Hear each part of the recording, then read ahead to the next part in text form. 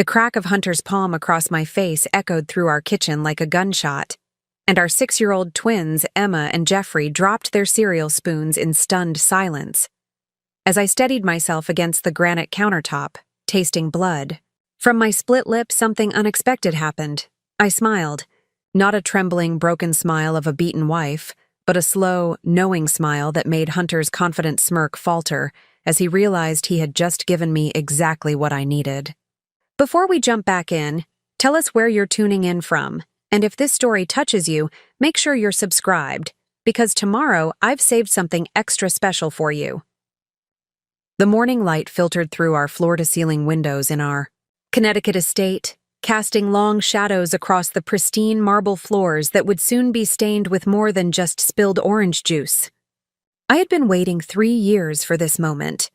3 years of careful documentation, strategic planning, and building an unshakable case. Hunter Whitmore, heir to the Whitmore pharmaceutical empire and my husband of 8 years, had finally crossed the line I needed him to cross. Emma and Jeffrey sat frozen at the breakfast island, their identical brown eyes, so much like mine, wide with shock and confusion. At 6 years old, they had never witnessed their father's violence before. I had made sure of that. Every previous incident had been carefully private, timed when they were at school or staying with my sister. But this morning was different. This morning I had orchestrated the perfect storm, Mommy. Emma's voice was barely a whisper, her small hand reaching toward my reddening cheek. Why did Daddy hurt you? Hunter's face flushed with embarrassment and rage. In his world, the world of board meetings and country clubs, of charity galas and political fundraisers, men like him didn't lose control in front of witnesses, especially not their own children. His perfectly groomed appearance, the custom-tailored suit that cost more than most people's monthly salary, the practiced charm that had fooled everyone from federal regulators to Fortune 500 CEOs, it cracked in that moment. Your mother is being dramatic, he said, his voice tight with barely controlled fury. He straightened his tie with hands that trembled slightly, the same hands that had been signing fraudulent research reports and authorizing deadly drug trials for the past 5 years. She fell, clumsy as usual, but Emma and Jeffrey weren't. Stupid. They had seen what they had seen. And more importantly, so had the hidden cameras I had installed throughout our home over the past 6 months. Cameras that were currently live streaming to a secure server monitored by federal investigators. I dabbed at my lip with a cloth napkin, the white linen blooming red like a flower. 3 years of playing the perfect pharmaceutical heiress wife had led to this moment. 3 years of charity boards and society events, of smiling while Hunter and his family systematically poisoned children with untested medications to pad their quarterly profits. 3 years of documenting every forged signature, every bribed official, every covered-up death. It's okay, sweetheart, I told Emma, my voice steady despite the throbbing in my jaw. Sometimes people show us who they really are when they think no one important is watching. Hunter's eyes narrowed. He didn't understand yet that everyone important was watching. The twins, yes, but also FBI agent Porter Reed, who was receiving real-time footage from the cameras. Dr. Constance Cooper, the whistleblower pediatric oncologist who had been documenting the children dying from Whitmore's deliberately contaminated chemotherapy drugs. And Senator Ted Whitmore, Hunter's own uncle, who had agreed to testify against the family in exchange for immunity when I had presented him with evidence of his own complicity 3 months ago. The kitchen fell silent, except for the gentle hum of the coffee machine and the soft ticking of the antique clock, a wedding gift from Hunter's grandmother, another Whitmore who had built the family fortune on other people's suffering. Every detail of this morning had been calculated, from the timing of Hunter's arrival home from his business trip to Singapore, actually a money laundering operation, to the specific words I had chosen to trigger his explosive temper. You think you're so smart, Hunter said, stepping closer, his voice dropping to the dangerous whisper I had learned to fear over the years. You think you can manipulate me? You think you understand how this family works? I stood slowly, maintaining eye contact, letting him see the absence of fear in my expression. For 3 years, I had been Dr. Helen Whitmore, devoted wife and mother, graduate of Johns Hopkins Medical School, who had chosen family over career. What Hunter didn't know was that I had never stopped being Dr. Helen Reed, forensic accountant, and former FDA investigator, the woman who had built her reputation destroying pharmaceutical companies that prioritized profits over patients. I think, I said quietly, aware that every word was being recorded, that our children deserve to understand the difference between right and wrong, even when the people who are supposed to protect them are the ones causing the harm. Hunter's hand rose again, an automatic response to defiance, and I saw Emma flinch. That reaction, that split second of terror in my daughter's eyes, solidified my resolve in a way that 3 years of documentation and evidence gathering never could. This wasn't just about justice anymore. This was about ensuring that Emma and Jeffrey would never grow up thinking that power meant the right to hurt others. "Daddy, stop!" Jeffrey's voice cut through the tension, high and frightened. "You're scaring Emma!" The sound of his son's voice seemed to penetrate Hunter's rage, and his hand slowly lowered. But the damage was done. Not just the physical evidence of his violence, the mark on my face that would photograph beautifully for the restraining order, but the psychological evidence. 2 6-year-old witnesses who would never again see their father as a hero. I picked up my phone from the counter, a gesture that appeared casual, but was actually the final trigger in a sequence I had programmed months ago.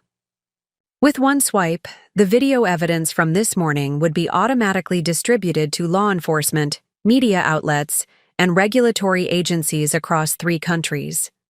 The Whitmore empire, built on 90 years of medical fraud and regulatory capture, was about to face its reckoning. "Emma, Jeffrey," I said, my voice calm and gentle.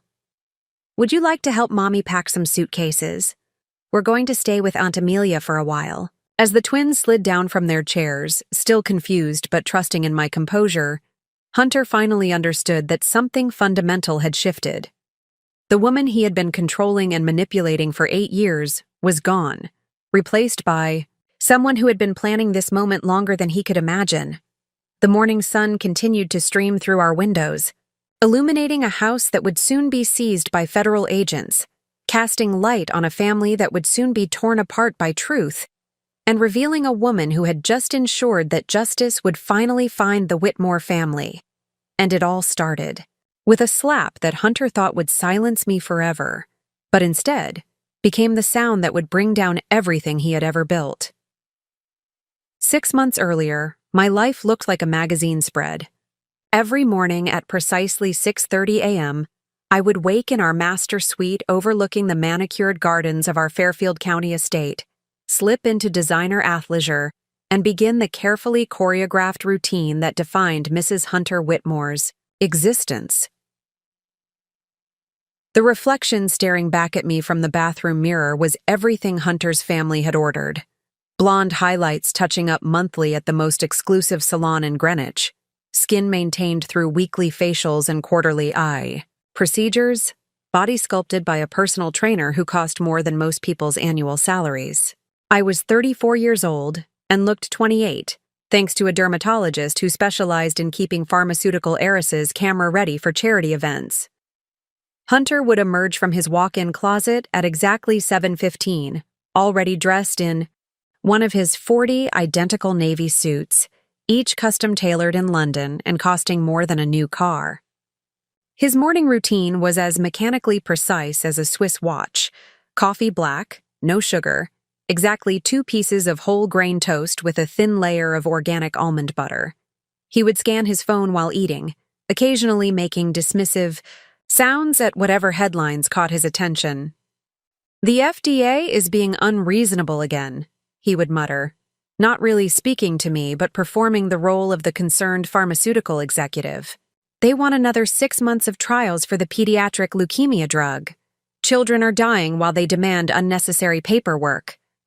I would nod sympathetically, playing my part perfectly. Preparing and narrating this story took us a lot of time, so if you are enjoying it, subscribe to our channel. It means a lot to us. Now back to the story. What Hunter didn't know was that I had already read the same headlines and the confidential reports that never made it to the press. Those 6 months of trials he complained about, they were needed because the previous trials had been completely fabricated.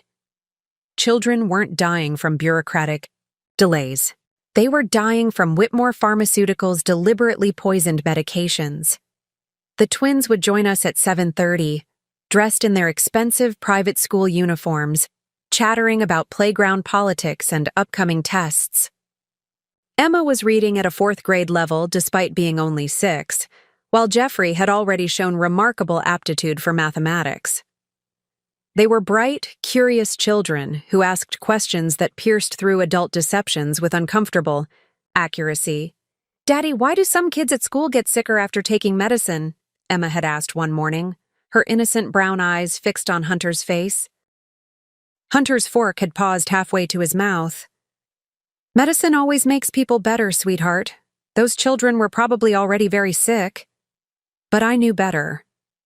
Emma was talking about the children in the special program at her elite private school. Children whose families had been selected to receive experimental treatments from Whitmore Pharmaceuticals. Children who were being used as unknowing test subjects for drugs that hadn't passed safety trials. Children whose deteriorating health was being carefully documented by company researchers, while their parents were told they were receiving cutting-edge care. Our breakfast conversations were performed theater, each of us playing roles written by someone else. Hunter, the dedicated pharmaceutical executive working tirelessly to save lives. Me, the supportive wife who had sacrificed her own medical career to raise their perfect family. The twins, precious accessories to our carefully crafted public image.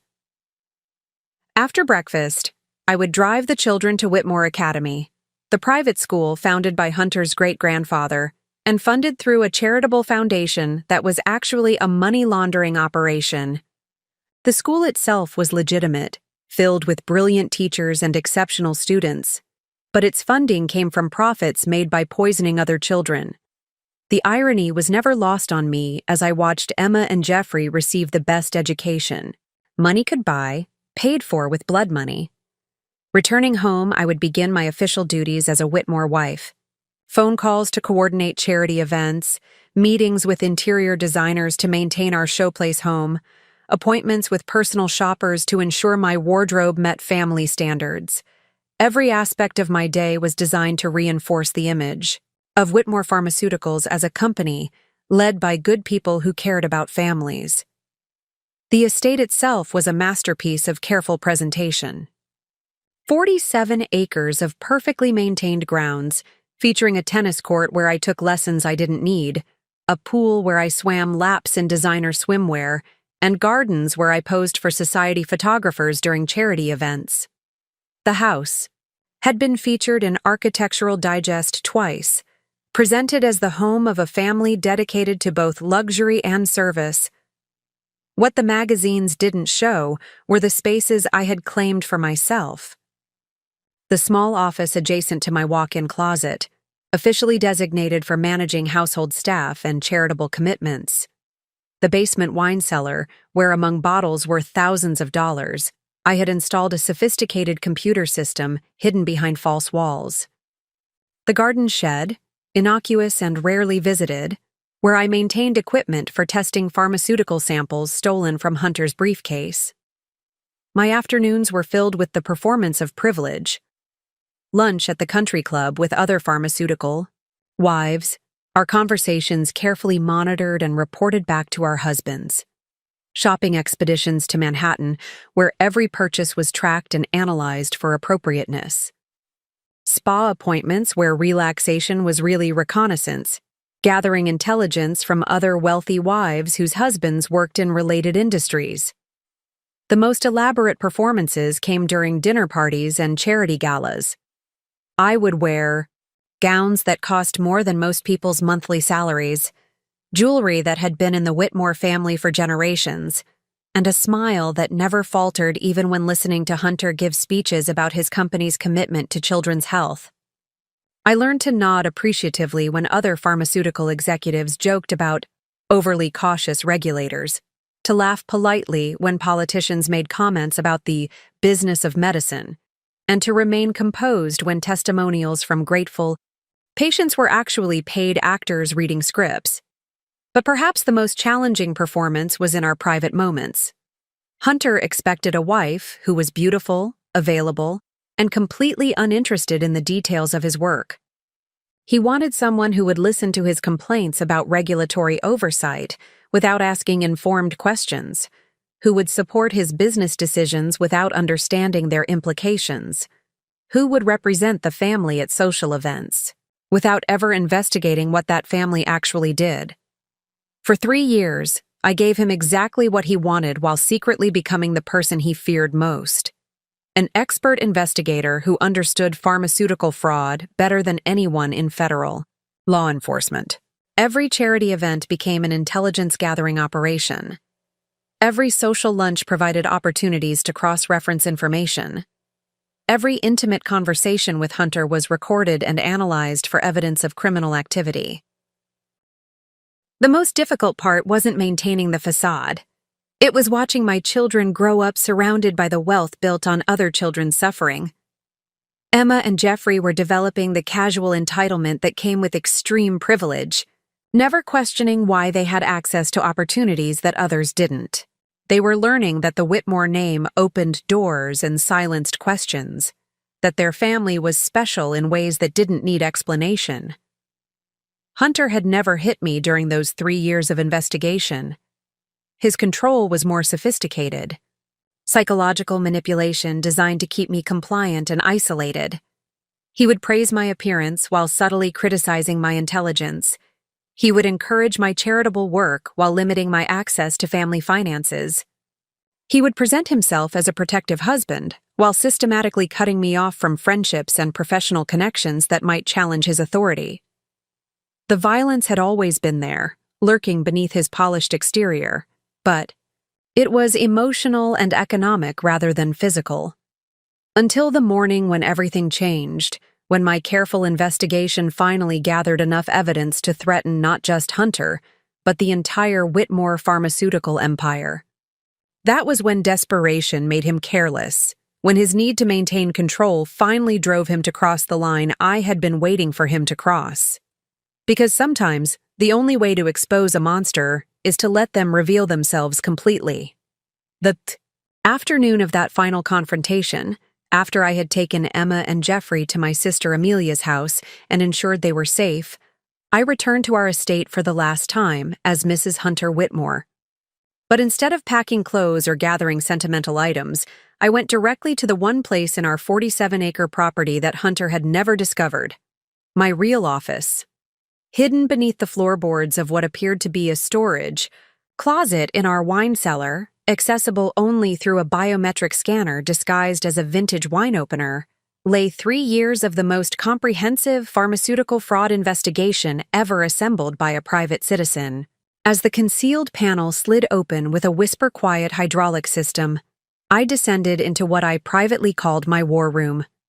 The space itself was small, roughly 8 feet by 12 feet, but every inch was utilized with surgical precision. Professional-grade servers hummed quietly in climate-controlled housing, their LED status lights casting an eerie blue glow across walls lined with evidence that would destroy one of America's largest pharmaceutical companies. Multiple monitors displayed real-time data feeds from sources across 3 continents, tracking everything from offshore banking transactions to clinical trial falsifications to regulatory bribery schemes. This was where Dr. Helen Reed had been, living her real life for the past 3 years, even as Helen Whitmore performed her role upstairs. Every evening, after Hunter fell asleep aided by the sleeping medication I had been secretly replacing with harmless placebos, I would slip down here to continue building the case that would bring justice for the thousands of children whose lives had been destroyed by Whitmore Pharmaceuticals. The central server contained over 2 terabytes of evidence, meticulously organized and cross-referenced. Bank records showing payments to corrupt FDA officials, with amounts ranging from $50,000 to $2 million.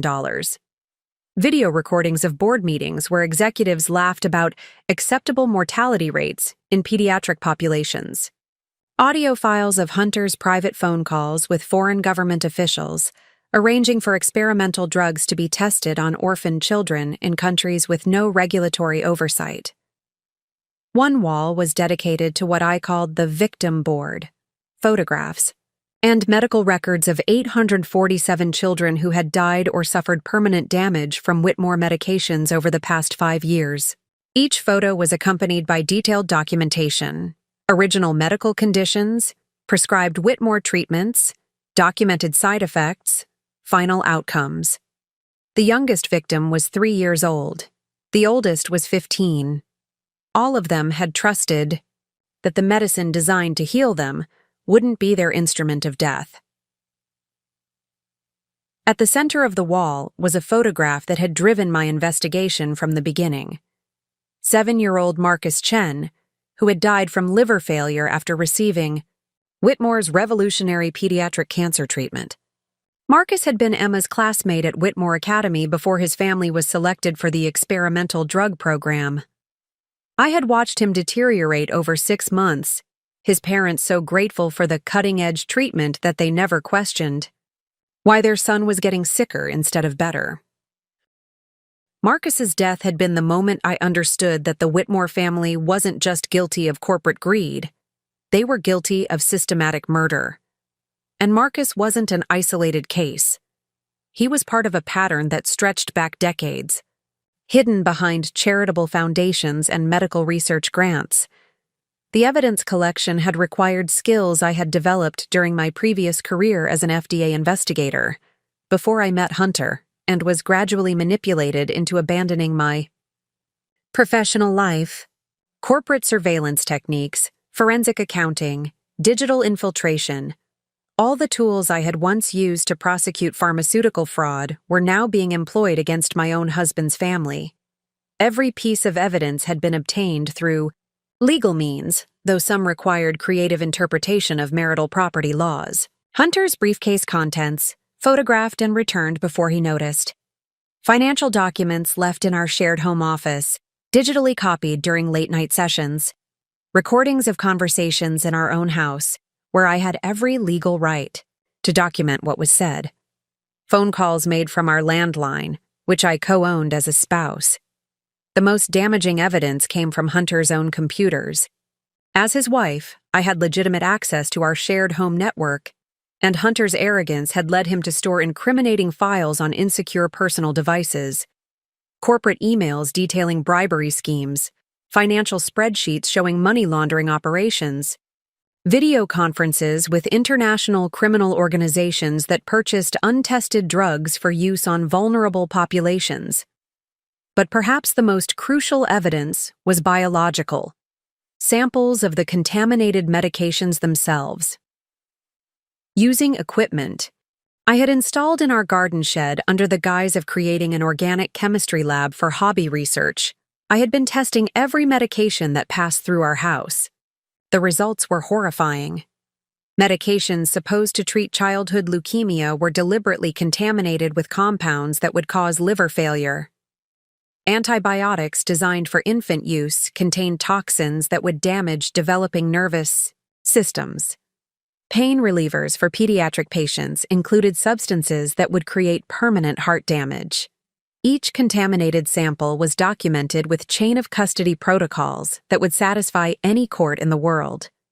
I had learned from my FDA career that evidence was worthless without proper documentation, so every test was recorded, witnessed by my hidden cameras, and stored in multiple locations with timestamps and digital signatures.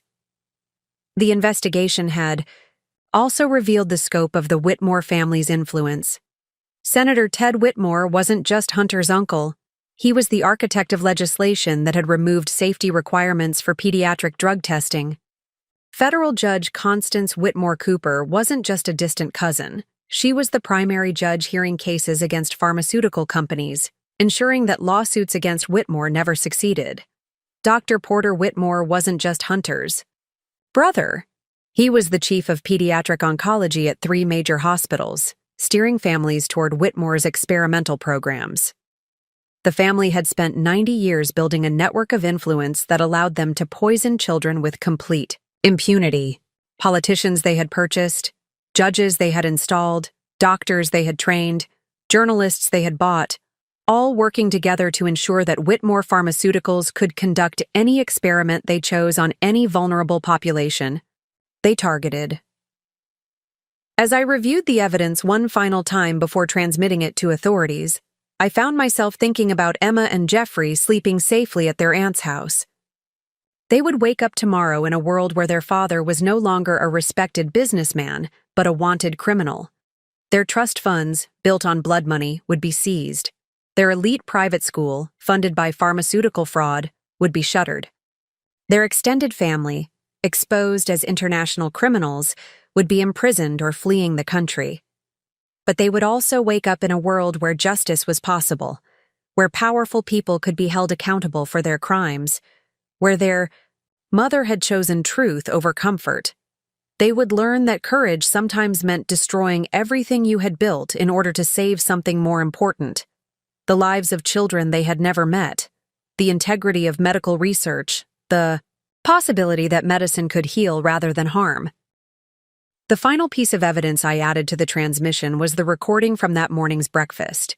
Hunter's slap captured in high-definition video from 3 different angles, with crystal-clear audio of his threats and our children's terrified responses.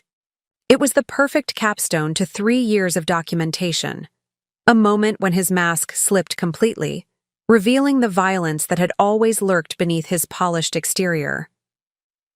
As I initiated the final transmission sequence, sending 2.3 terabytes of evidence simultaneously to the FBI, FDA, DEA, SEC, and investigative journalists at 5 major news organizations, I felt a profound sense of completion. The woman who had entered this hidden room 3 years ago as a desperate wife trying to understand her husband's business was leaving as the architect of the largest pharmaceutical fraud prosecution in American history. The Whitmore empire had been built on the corpses of children. Tomorrow, it would begin crumbling under the weight of truth, and Emma and Jeffrey would grow up knowing that their mother had chosen justice over everything else in the world. The moment that changed everything happened on a Tuesday afternoon in March, 3 years before Hunter's hand ever connected with my face. I was in our home office, supposedly organizing charity auction items for the annual Whitmore Foundation Gala, when Hunter's briefcase fell open after he knocked it off his desk in frustration over a phone call. Papers scattered across the hardwood floor, and as I knelt to help gather them, one document caught my eye: a clinical trial report with Marcus Chen's name at the top. I knew Marcus. He was Emma's friend from school, a bright 7-year-old who had been diagnosed with acute lymphoblastic leukemia 6 months earlier. His parents, Dr. Amy Chen and Professor Robert Chen, had been so grateful when Whitmore Pharmaceuticals selected Marcus for their experimental treatment program, but the numbers on this report didn't match what the Chens had been told. According to the document in my hands, Marcus wasn't receiving cutting-edge leukemia treatment. He was being given deliberately modified doses of an experimental drug that had failed safety trials in adult populations. The report detailed acceptable mortality projections and anticipated liver failure timelines, as if Marcus's death was not just expected, but planned. My hands trembling, I photographed the document with my phone before Hunter could notice. That single page of cold clinical calculations about a child's deliberate poisoning became the first piece of evidence in what would become the largest pharmaceutical fraud case in American history. Over the following weeks, I couldn't stop thinking about Marcus. I began paying closer attention to the children at Whitmore Academy who were receiving experimental treatments through the family's charitable programs. Emma would come home with stories about classmates who were getting sicker instead of better, parents who were told that deterioration was part of the healing process, families who were so grateful for the opportunity that they never questioned why elite medical care seemed to be making their children worse. My background as an FDA investigator had taught me to recognize patterns, and the pattern here was unmistakable. Whitmore Pharmaceuticals was using charitable programs to conduct illegal human experimentation on children, targeting families who were too grateful, too trusting, or too desperate to ask critical questions. The second revelation came during a dinner party at our house in April. Hunter was entertaining a group of pharmaceutical executives, and I was playing my role as the perfect hostess when I overheard a conversation between Hunter and Dr. Porter Reed, the chief of pediatric oncology at Connecticut Children's Medical Center.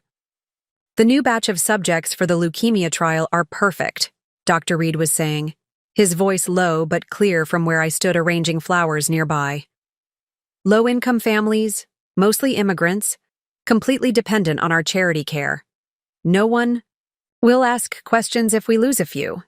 Hunter laughed, the sound chilling in its casualness. "That's what I love about pediatric trials. Parents are so desperate to believe in miracles that they'll sign anything. And if something goes wrong, well, the children were already dying anyway." I maintained my composure, continuing to arrange roses while internally screaming. These men were discussing the deliberate murder of children as if they were talking about stock prices or weather patterns. The casual dehumanization, the complete absence of empathy, the calculated exploitation of parental love. It was evil in its purest form. That night, after Hunter fell asleep, I began my real investigation. Using skills I had developed during my years with the FDA, I started tracking Whitmore Pharmaceuticals' research programs, cross-referencing patient outcomes with financial records, mapping the network of hospitals and doctors who were facilitating these crimes. The third catalyst came in May, when Marcus Chen died. I attended his funeral, watching his parents grieve for a child who had been murdered by the very people they trusted to save him. Dr. Chen gave a eulogy thanking Whitmore Pharmaceuticals for giving Marcus 6 months of hope, never knowing that those 6 months had been carefully calculated to extract maximum research data before his inevitable death. Standing in that cemetery, looking at a small coffin surrounded by flowers, I made a decision that would define the rest of my life. I would not be complicit in the murder of children. I would not allow my own children to benefit from wealth built on pediatric corpses. I would gather evidence, build an unshakable case, and bring justice to the families who had been destroyed by Whitmore's greed. The fourth piece of the puzzle emerged during a family vacation to the Whitmore compound in Martha's Vineyard that summer. While Hunter played golf with his brothers and cousins, I explored the family archives in their library. Hidden among genealogical records and historical documents, I found evidence that this pattern of using children as test subjects went back 4 generations. Hunter's great-grandfather had conducted syphilis experiments on orphaned children in the 1920s. His grandfather had tested experimental vaccines on Native American children in government boarding schools during the 1940s. His father had participated in CIA mind control experiments on institutionalized children during the 1960s. Each generation had found new ways to profit from the suffering of vulnerable children, always protected by family wealth and political connections. I realized then that I wasn't just investigating corporate fraud. I was uncovering a generational legacy of systematic child abuse that had been refined and perfected over nearly a century. The Whitmore family had built their fortune by treating children as disposable research subjects, and Hunter was simply continuing a family tradition. But I also realized that I had advantages that previous investigators hadn't possessed. As Hunter's wife, I had access to family records, private conversations, and financial documents that would have been impossible for outsiders to obtain. My position as a trusted family member gave me the perfect cover for gathering evidence. More importantly, I had something that the Whitmore family had never encountered before, a target who understood their methods better than they did. My FDA background had taught me exactly how pharmaceutical fraud operated, what evidence would be needed to prove criminal intent, and how to build cases that would survive the most aggressive legal challenges. The investigation became my obsession and my purpose. Every social event became an intelligence-gathering opportunity. Every conversation with Hunter was analyzed for evidence. Every document that passed through our house was photographed and stored. Every medication sample I could access was tested and documented. By the end of that first year, I had evidence of dozens of illegal drug trials, hundreds of bribed officials, and thousands of children who had been used as unwilling test subjects. But I also knew that evidence without strategy was worthless. I needed to build not just a legal case, but a public relations campaign that would make it impossible for the Whitmore family to escape justice through their traditional methods of buying judges and bribing politicians. That's when I began planning.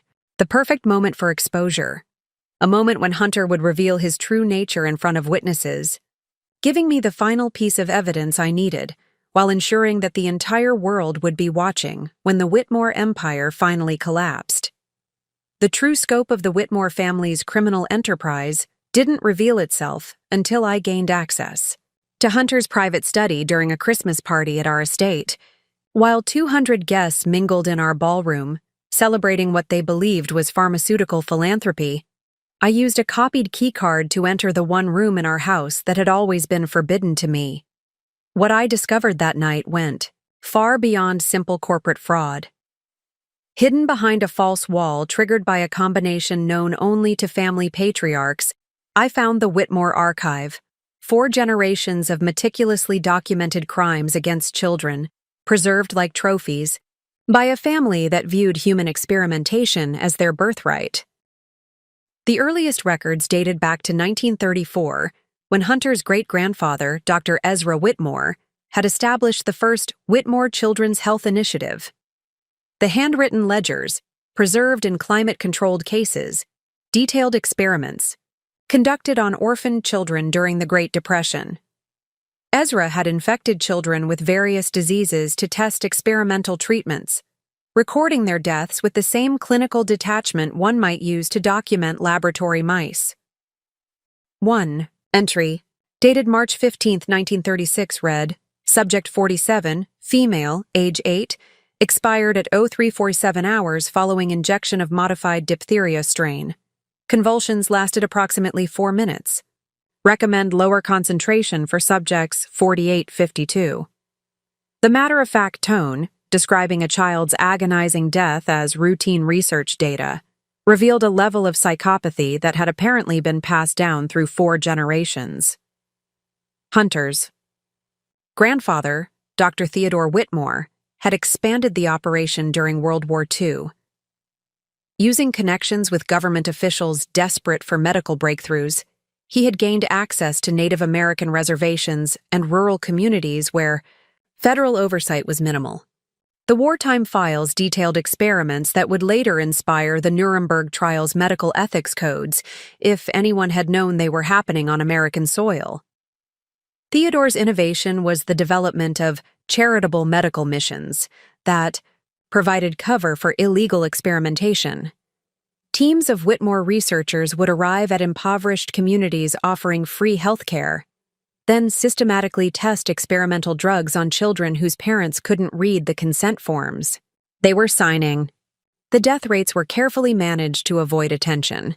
Never more than 3% of test subjects in any single location. But it was Hunter's father, Dr. Porter Whitmore Sr., who had perfected the system during the 1960s and 70s. Working with CIA researchers developing mind control techniques, Porter Sr. had created the template that Hunter still used today, legitimate charitable foundations that served as front operations for illegal human experimentation. The Porter Sr. files contained correspondence with government officials, university, researchers, and foreign dictators.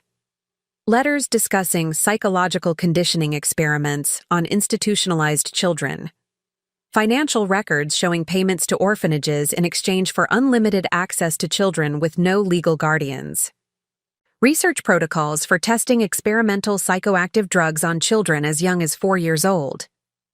One letter, dated June 1969, from Porter Sr. to a CIA official, read, "The subject pool at St. Mary's Institution has proven ideal for Project Mindbridge testing. Children aged 4 to 12 show optimal neuroplasticity for conditioning protocols. Recommend expanding program to similar facilities nationwide. Current mortality rate of 7% is within acceptable parameters for breakthrough research." These weren't rogue scientists conducting isolated experiments. This was a systematic, multi-generational program of child abuse that had been funded by the U.S. government, protected by political connections, and refined over decades into an efficient machine for converting children's lives into pharmaceutical profits. The files revealed how each generation had learned from the previous one's mistakes. Ezra's crude experiments had been exposed by local doctors, forcing the family to move operations frequently. Theodore had solved this by bribing officials and establishing legitimate medical credentials. Porter Sr. had perfected the art of government cooperation, making Whitmore's crimes appear to be patriotic service. Hunter had inherited this system and modernized it for the 21st century.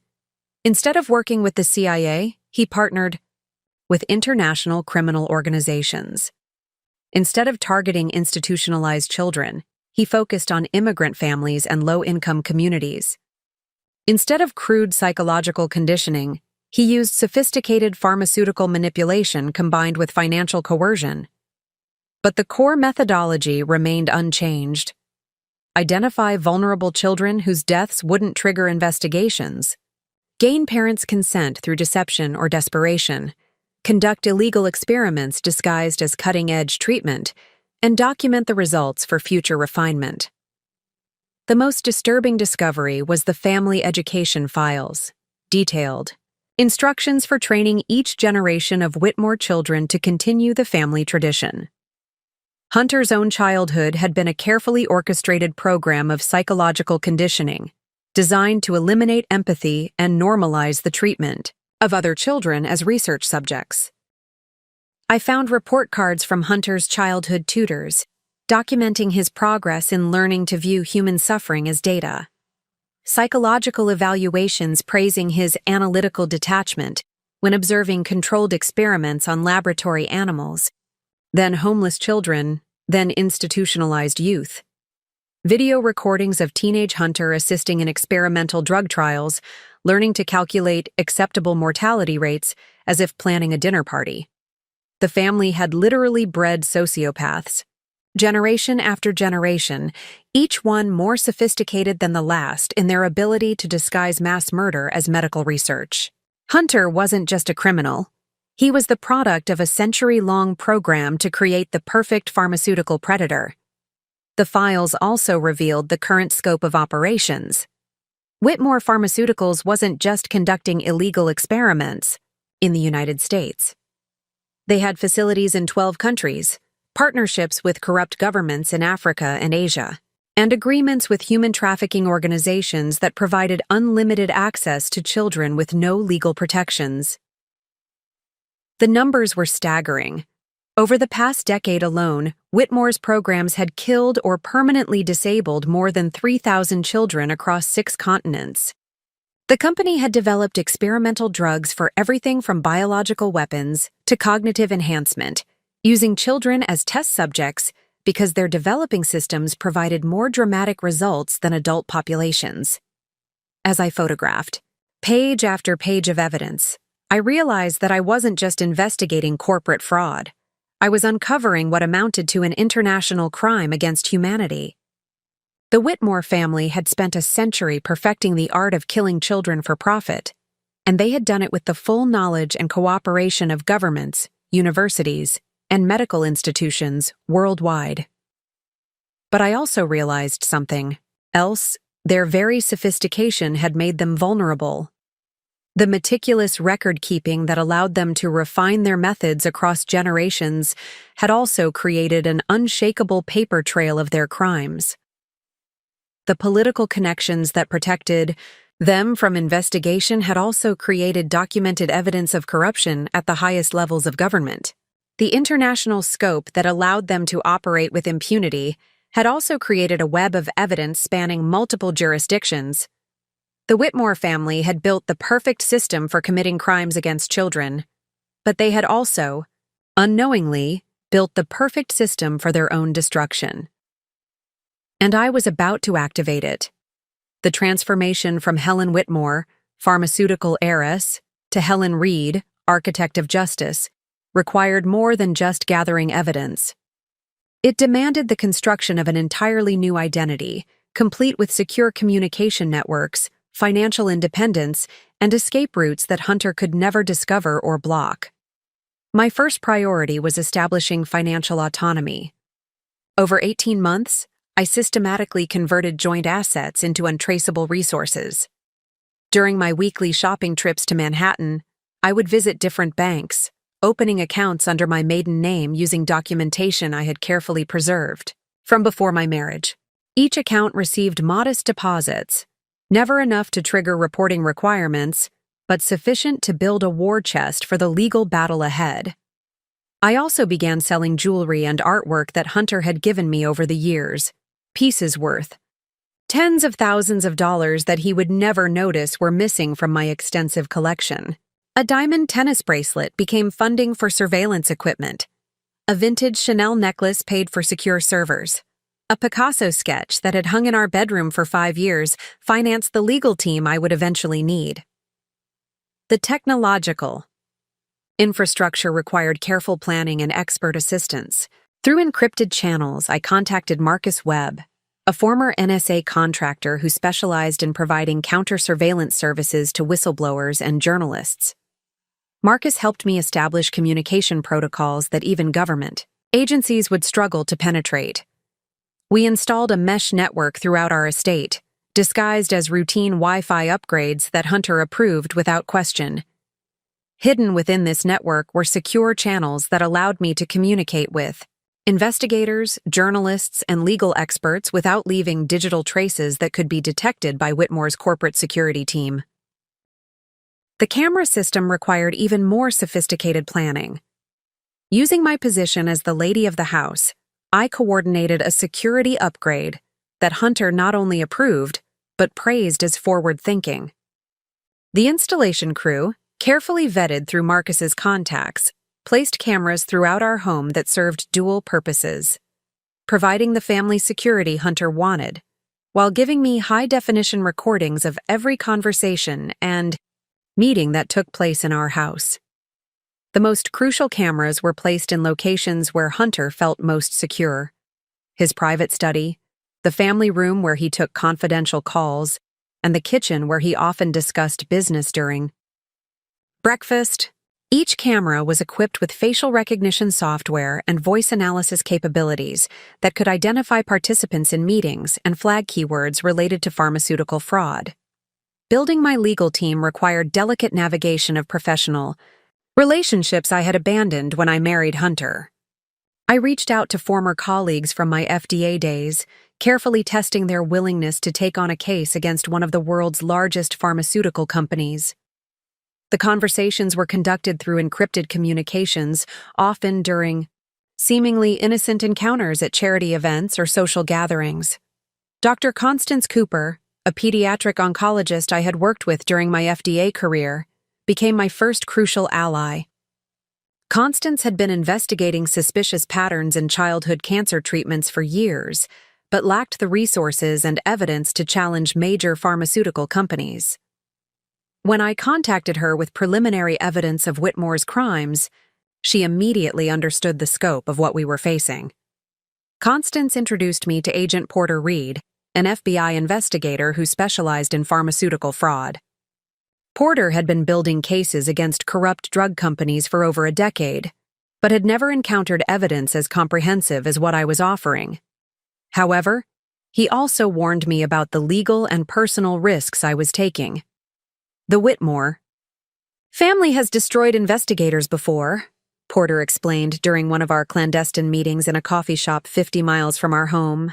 They have connections throughout the federal government, unlimited financial resources, and no scruples about using violence when other methods fail. If you're going to do this, you need to be prepared for total war. That warning led me to establish multiple layers of protection. I created detailed insurance policies, evidence packages that would be automatically released if anything happened to me. I established safe houses where Emma, Jeffrey, and I could disappear if Hunter discovered my investigation. I even arranged for plastic surgery consultations, preparing for the possibility that we might need completely new identities. The psychological preparation was equally challenging. For 3 years, I had to maintain perfect performance as Hunter's loving wife while documenting his crimes against children. I had to smile and nod during family gatherings where they joked about acceptable mortality rates. I had to attend charity events celebrating Whitmore Pharmaceuticals' contribution to children's health, knowing that the money being raised would fund more illegal experiments. The most difficult moments came when Hunter would share details about his work, seeking my support and admiration for what he believed were legitimate business achievements. He would show me research reports, expecting me to be impressed by the company's breakthrough treatments, never realizing that I was analyzing the same documents for evidence of fraud and murder. I developed coping mechanisms that allowed me to function despite the constant psychological strain. Meditation became a daily practice, helping me maintain emotional equilibrium while surrounded by people who casually discussed child murder. Physical exercise provided an outlet for the rage and frustration I couldn't express. Most importantly, regular contact with the families of Whitmore's victims reminded me why this investigation was worth the personal cost. The timeline became crucial as my evidence collection neared completion.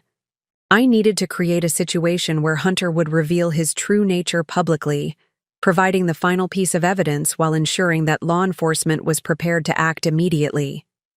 This required coordination between multiple agencies, careful timing of media releases, and the creation of triggers that would activate simultaneously across different systems. Working with Porter Reed, I established protocols for evidence distribution that would occur automatically if specific conditions were met. GPS tracking would detect if I were taken from our home against my will. Biometric scanners would activate if I failed to check in at predetermined intervals. Most importantly, physical violence detected by the hidden cameras would trigger immediate law enforcement response and media release. The morning when Hunter finally slapped me wasn't an accident, or a moment of spontaneous rage. It was the culmination of months of careful psychological manipulation designed to push him past his breaking point at precisely the moment when the maximum number of people would witness his loss of control. I had spent 3 years building the perfect trap, and Hunter had walked into it exactly as planned. The slap that he thought would reassert his dominance instead became the trigger that would destroy everything his family had built over 4 generations of crime. Every detail had been planned, every contingency prepared for, every escape route mapped. The Whitmore empire was about to face a reckoning they could never have anticipated, delivered by the woman they had trained to be the perfect victim. The morning of the confrontation began like any other day in the Whitmore household, but every detail had been orchestrated to create the perfect storm. I had spent weeks manipulating circumstances to ensure that Hunter would be under maximum psychological pressure when he returned from his supposed business trip to Singapore, a trip that was actually a cover for establishing new money laundering operations in Southeast Asia. Hunter's flight landed at Bradley International Airport at 6:47 a.m., exactly as I had calculated when I provided him with the urgent family situation that required his immediate return. The family situation was fabricated, a supposed emergency involving his elderly mother that would create stress and urgency while getting him home at precisely the right moment. I had timed everything around Emma and Jeffrey's breakfast routine. At 6 years old, they were creatures of habit, always seated at the kitchen island by 7:30 a.m. for their cereal and orange juice. This timing was crucial because I needed witnesses who were innocent, believable, and would generate maximum sympathy. When the videos inevitably became public, the house itself had been prepared like a stage set. Every camera was positioned to capture multiple angles of the kitchen conversation. The lighting had been adjusted to ensure clear facial recognition and lip-reading capabilities. Most importantly, I had installed new motion-activated systems that would begin recording and live streaming the moment Hunter entered the kitchen, ensuring that nothing would be missed. As Hunter's black Mercedes pulled into our circular driveway, I could see the exhaustion and frustration in his posture.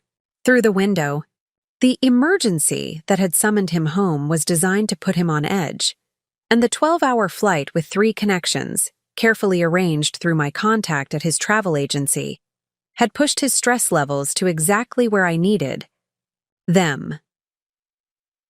Emma and Jeffrey were perfectly positioned at the breakfast island, discussing their upcoming school play with the innocent enthusiasm that would make their eventual terror all the more devastating to witness.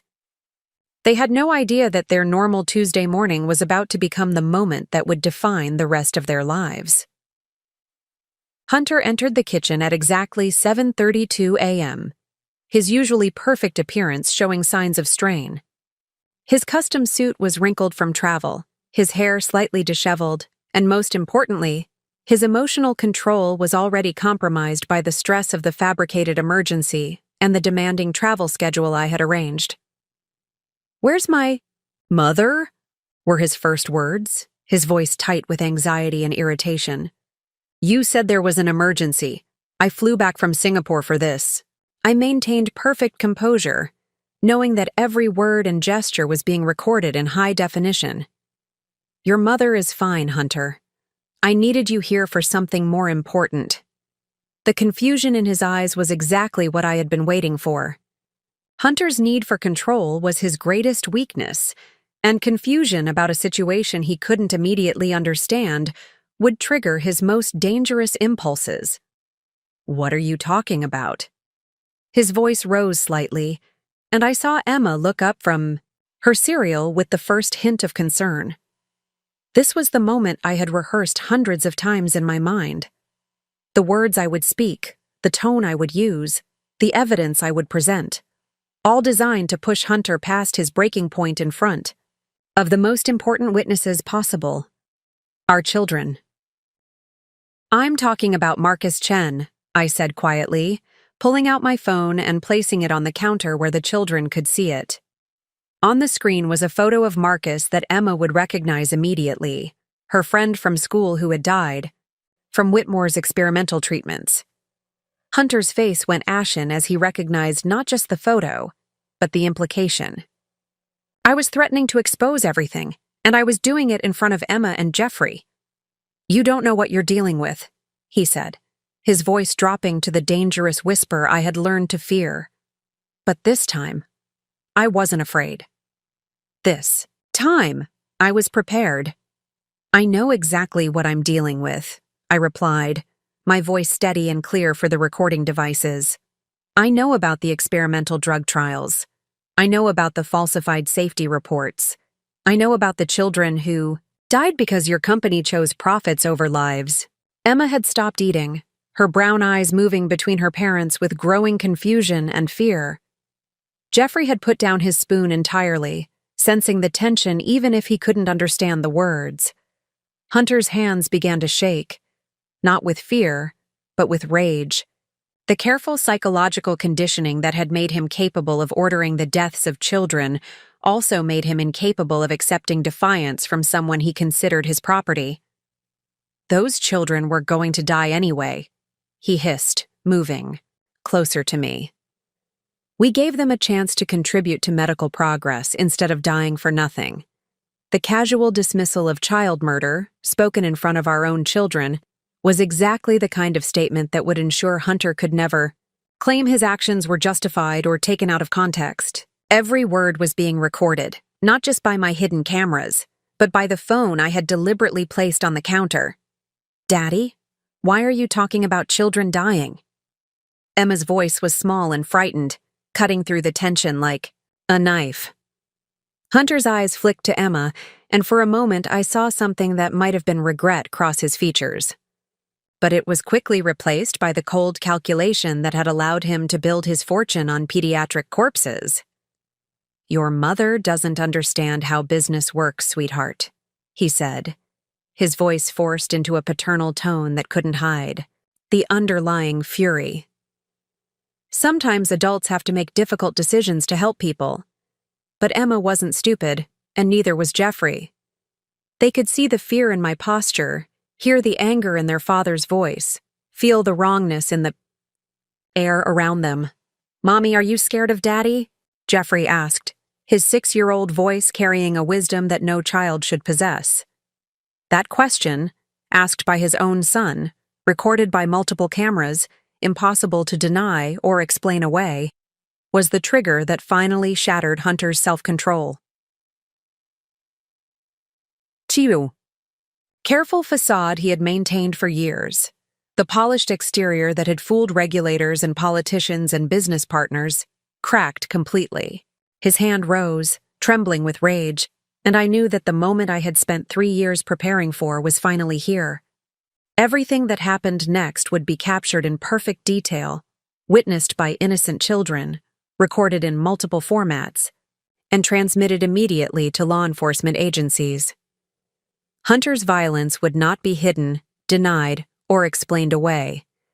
The slap that was coming would be the sound of justice finally arriving for the Whitmore family.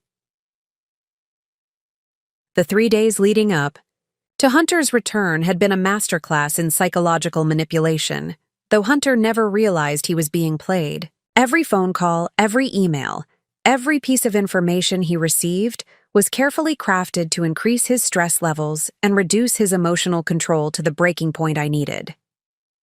The fabricated emergency about his mother had been the final straw, but it was built on weeks of smaller pressures that I had systematically applied through my network of contacts.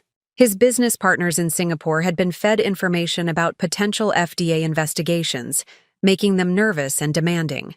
His financial advisors had been given anonymous tips about regulatory scrutiny, causing them to pressure him for immediate restructuring.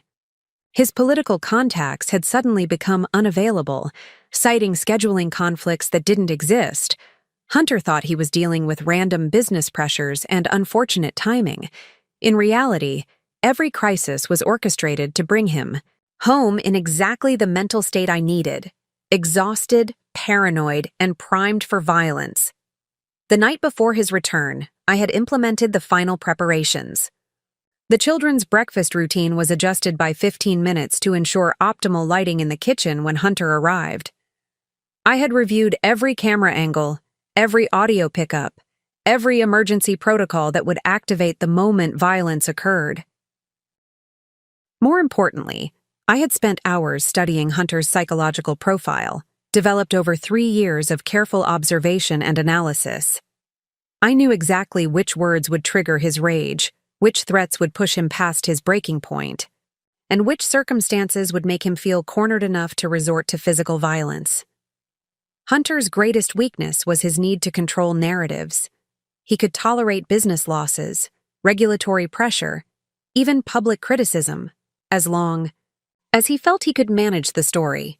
But the threat of exposure that he couldn't control, couldn't buy his way out of, couldn't manipulate, that was what would drive him to reveal his true nature.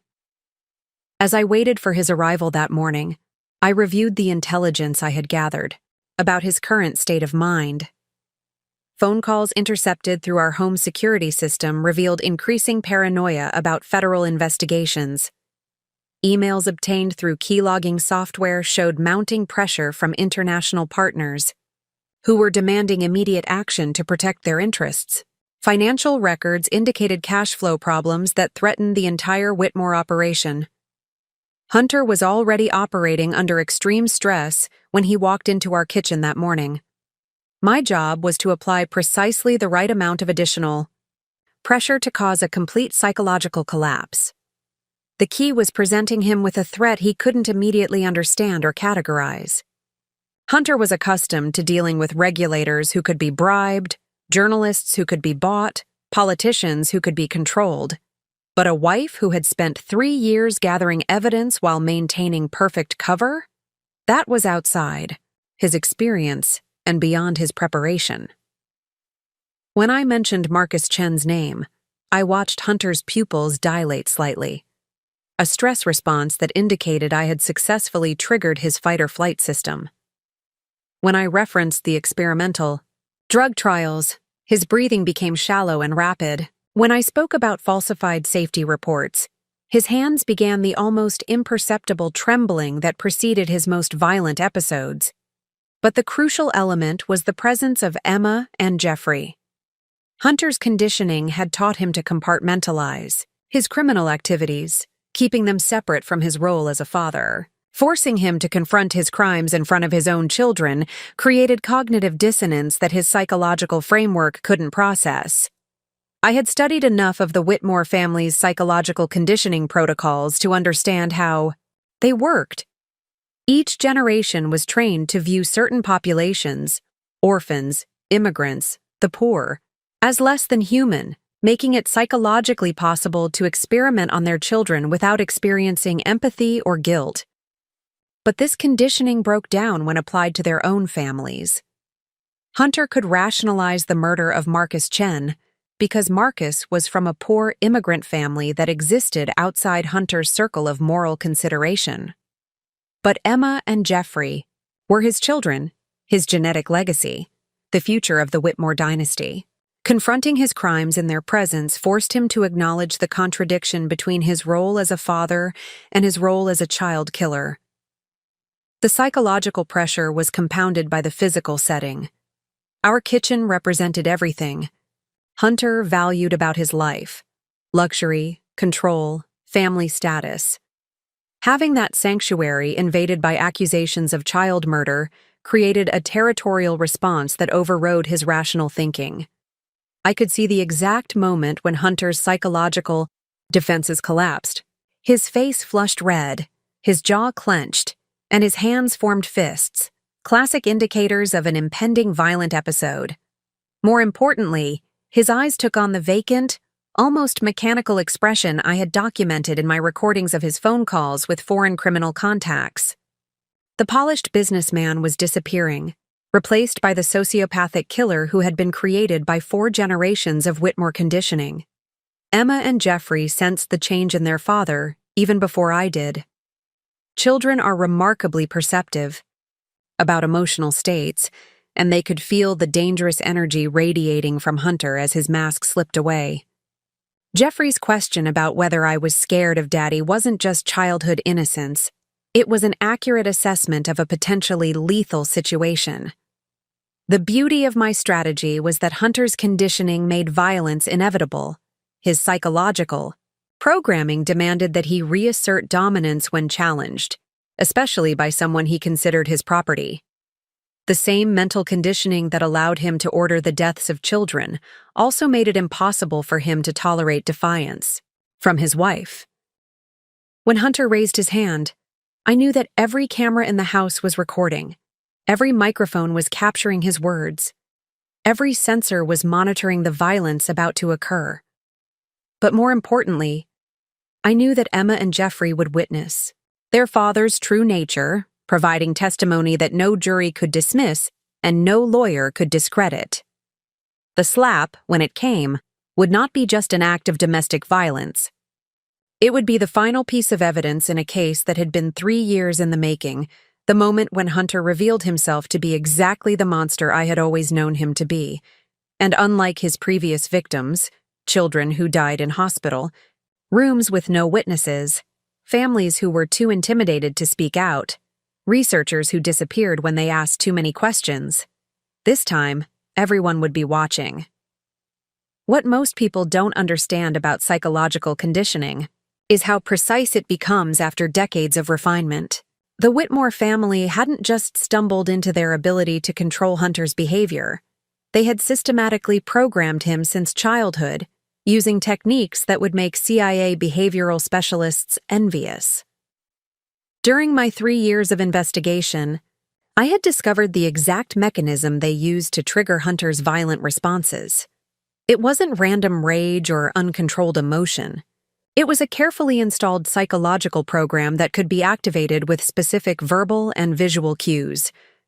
The conditioning began with Dr. Theodore Whitmore's work in the 1940s, when he had collaborated with government researchers studying crowd control and individual manipulation. Theodore had discovered that children's minds could be programmed like computers, with specific inputs producing predictable outputs. The key was starting early, using trauma and reward cycles to create automatic responses that bypassed conscious thought. Hunter's conditioning had started at age 4. I had found the records in the family archives, detailed schedules of psychological sessions disguised as private tutoring, medical procedures designed to create associative responses, and carefully controlled social interactions that taught him to view certain types of people as less than human. The most insidious part was how the conditioning was reinforced throughout his childhood and adolescence. Every family gathering included subtle programming updates. Every business lesson contained psychological triggers. Every social interaction was designed to strengthen the neural pathways that would make him the perfect pharmaceutical predator. By the time Hunter reached adulthood, his responses to specific stimuli were as automatic as breathing. Challenges to family authority triggered aggressive responses. Threats to business interests activated ruthless calculation. Defiance from subordinates, especially women, provoked immediate violence. Understanding this mechanism had been crucial to my planning. I couldn't simply present Hunter with evidence and expect him to confess or cooperate. His conditioning made such responses impossible. Instead, I had to trigger the exact psychological program that would make him reveal his true nature in the most damaging way possible. The verbal triggers were remarkably specific. Certain combinations of words about children, medical treatment, and family business would activate what the conditioning protocols called defensive aggression response. I had identified these triggers through careful analysis of recorded conversations, noting which phrases consistently produced changes in Hunter's breathing, posture, and facial expressions. The visual triggers were even more powerful. Photographs of victim children shown in specific contexts would create immediate stress responses. Financial documents presented in particular ways would trigger paranoid defensive behaviors. Most importantly, challenges to his authority delivered in front of family members, especially his own children, would activate the most extreme violence programming. That morning in our kitchen, I had deployed every trigger simultaneously. The photograph of Marcus Chen on my phone screen was positioned to create maximum psychological impact. My words were chosen not just for their informational content, but for their ability to activate Hunter's deepest conditioning protocols. The presence of Emma and Jeffrey transformed the situation from a simple confrontation into a direct assault on his programmed identity as family patriarch. What made the conditioning so effective was how completely it had replaced Hunter's natural personality. The man I had married was essentially a sophisticated biological robot, programmed to respond to specific inputs with predetermined outputs. His charming public persona, his business acumen, even his role as a father, all of it was performance, programmed into him by generations of psychological manipulation. The most chilling discovery was how the family monitored and maintained the conditioning. Hidden cameras throughout the Whitmore properties recorded family interactions, with behavioral specialists analyzing the footage to identify when programming updates were needed. Hunter's responses to various stimuli were constantly measured and adjusted, like tuning a precision instrument. I had found evidence of recent conditioning sessions disguised as routine medical checkups. Hunter would visit the family's private physician every 6 months for what he believed were standard health screenings. In reality, these visits included psychological evaluation and reinforcement sessions designed to maintain his programming and install new behavioral protocols as needed.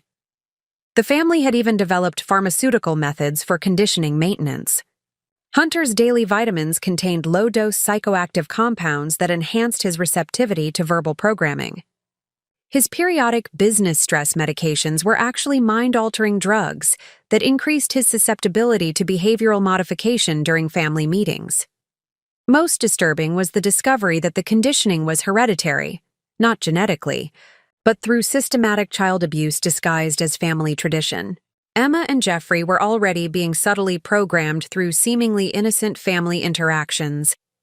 Their toys contained subliminal audio messages. Their bedtime stories included psychological conditioning elements. Their interactions with family members were carefully scripted to begin the process of turning them into the next generation of pharmaceutical predators. Understanding the conditioning mechanism had allowed me to predict Hunter's responses with scientific precision. When I mentioned Marcus Chen's name, Hunter's stress indicators spiked exactly as the psychological profiles predicted. When I referenced falsified safety reports, his defensive programming activated according to the behavioral protocols I had studied. When I challenged his authority in front of our children, his violence programming engaged with mechanical inevitability. The beauty of using the conditioning against him was that Hunter had no conscious awareness of being programmed. He experienced his responses as natural emotions and rational decisions, never realizing that his thoughts and actions were following scripts written by his family's behavioral specialists decades earlier.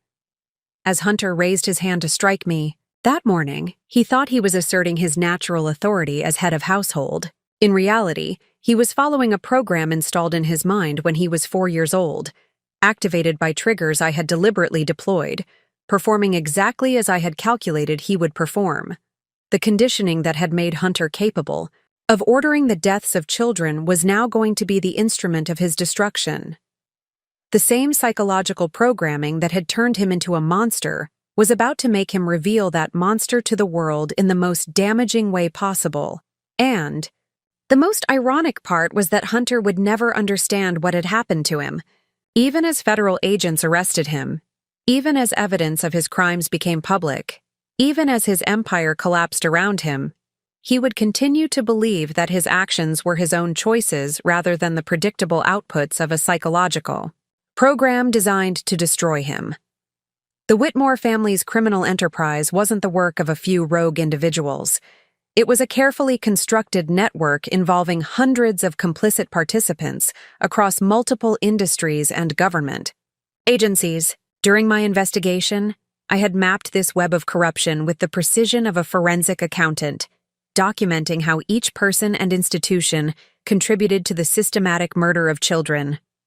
At the center of the network was the Whitmore Foundation, a charitable organization that appeared to fund pediatric medical research but actually served as the coordination hub for illegal human experimentation. The foundation's board of directors read like a who's who of American power. Senator Ted Reed, Federal Judge Constance Cooper Whitmore, University President Dr. Porter Collins, and pharmaceutical executives from 6 major drug companies. Each board member brought specific capabilities to the criminal enterprise. Senator Reed had authored legislation that reduced FDA oversight of pediatric drug trials, creating legal loopholes that Whitmore exploited to conduct illegal experiments.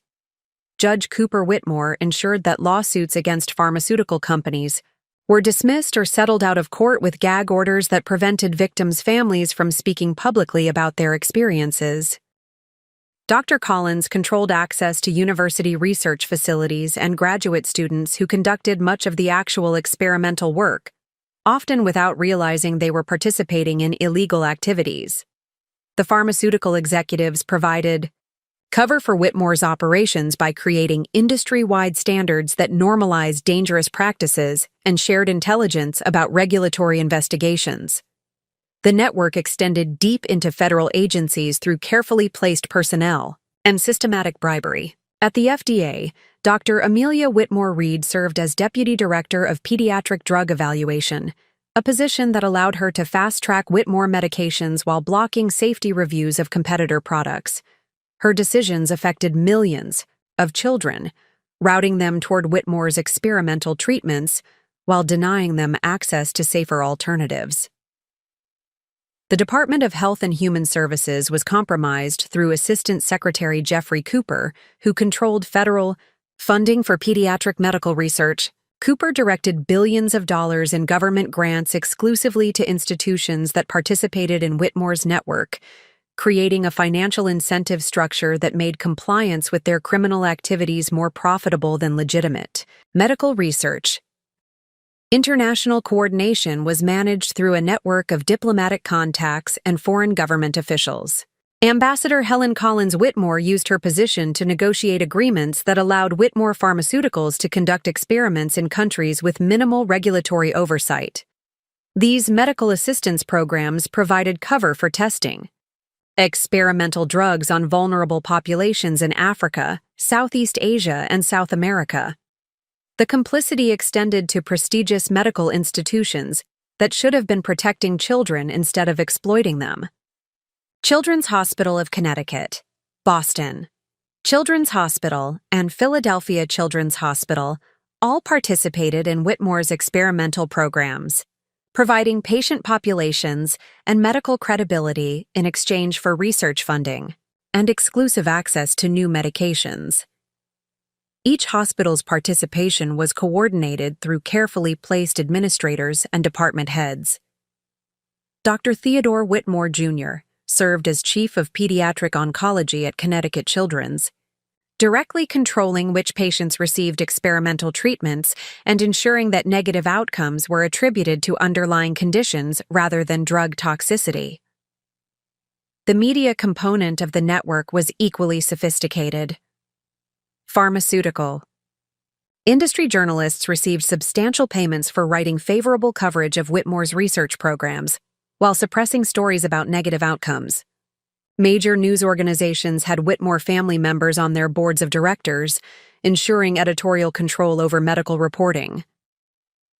Scientific journals were compromised through a peer review system that Whitmore controlled through strategic placement of family members and allies in editorial positions. Studies that questioned Whitmore's methods were rejected for publication, while fraudulent research supporting their programs was fast-tracked through the review process and published in prestigious journals that gave their findings scientific credibility. The legal system was thoroughly corrupted through systematic targeting of key positions. Prosecuting attorneys who might investigate pharmaceutical crimes found their careers suddenly derailed through manufactured scandals or better, job offers. Defense attorneys who successfully challenged pharmaceutical companies were recruited to work exclusively for Whitmore and their allies, removing effective legal representation from the system. Law enforcement agencies were compromised through carefully cultivated relationships and strategic information sharing. FBI agents investigating pharmaceutical crimes would find their cases transferred to agents who were sympathetic to industry interests. Local police departments received substantial donations from Whitmore Foundation charity events, creating relationships that discouraged investigation of suspicious deaths in pediatric populations. The financial network supporting these operations was complex and international. Whitmore used a web of shell companies, charitable foundations, and offshore accounts to move money between legitimate business operations and criminal activities. Swiss banks provided secure storage for profits from illegal experimentation, while Cayman Islands corporations shielded assets from potential legal seizure.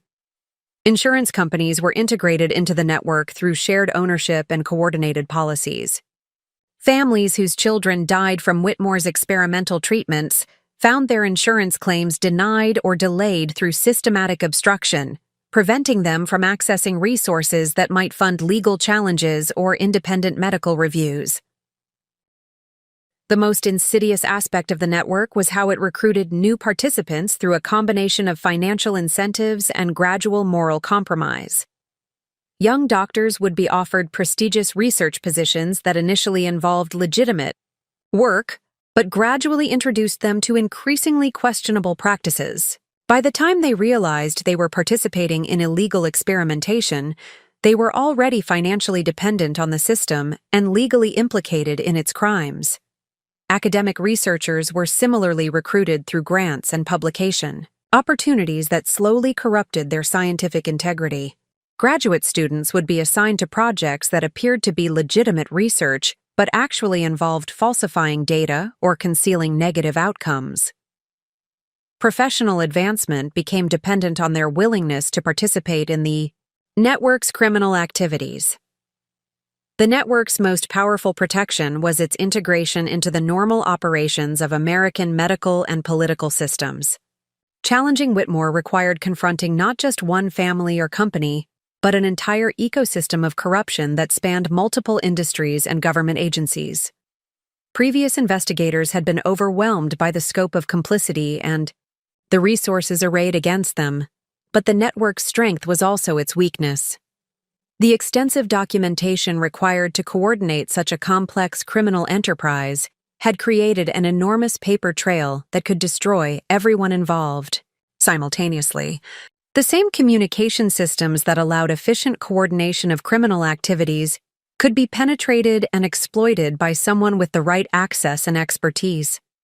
My position as Hunter's wife had given me unique access to the network's coordination systems, allowing me to document not just Whitmore's crimes, but the participation of hundreds of accomplices across multiple sectors.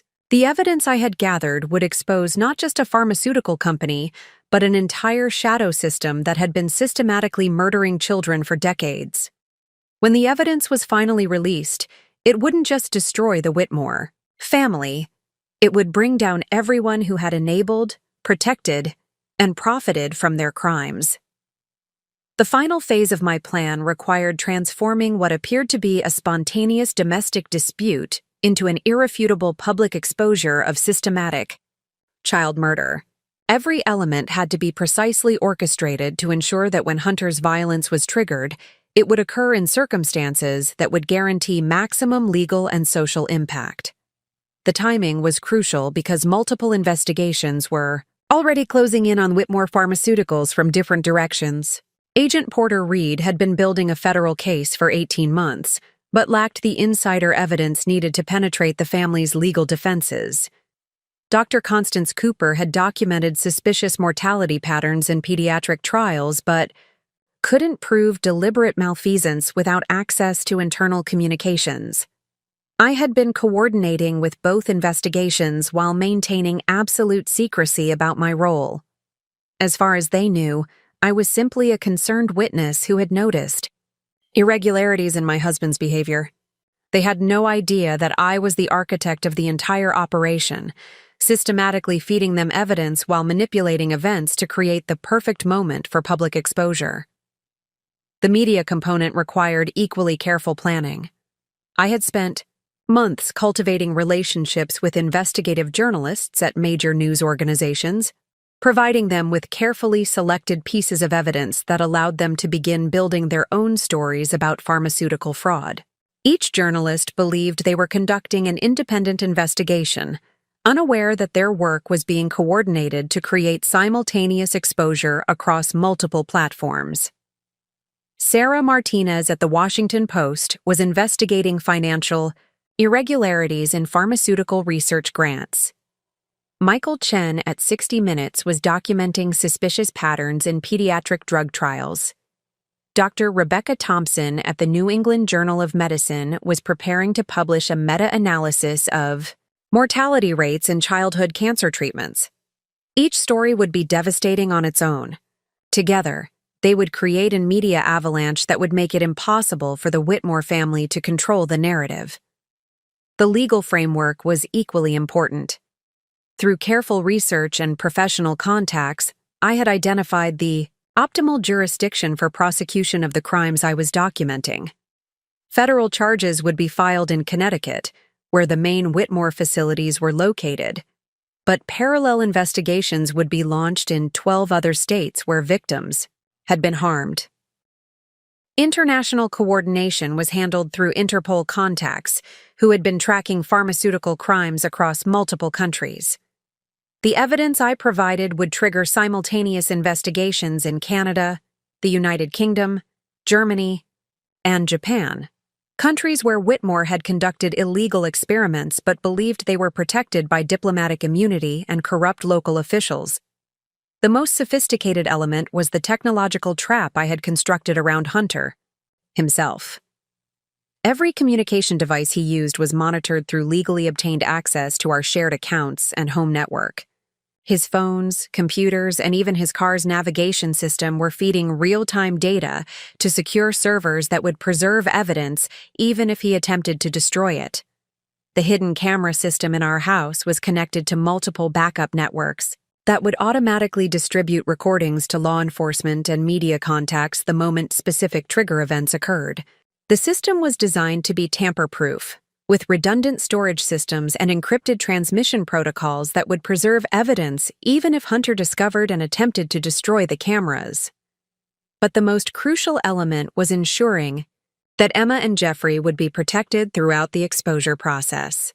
I had arranged for my sister Amelia to be on standby to take custody of the children immediately after the incident. Child Protective Services had been discreetly briefed about potential concerns regarding the children's safety, creating a legal framework for their immediate removal from Hunter's custody. Psychological counselors specializing in trauma therapy for children who had witnessed domestic violence were already in place to help Emma and Jeffrey process what they would experience. Educational consultants had identified alternative schools where they could continue their studies away from the Whitmore family's influence. Financial arrangements had been made to ensure their future security independent of the family's criminal wealth. The house itself had been prepared as a crime scene. Every surface had been treated with luminescent powders that would reveal fingerprints under forensic examination. Audio recording equipment had been hidden throughout the kitchen to ensure that every word of the confrontation would be captured with courtroom-quality clarity. Most importantly, I had programmed multiple dead man's switches that would activate automatically if Hunter's violence escalated beyond the controlled slap I was expecting. GPS monitoring would detect if I were forcibly removed from the house.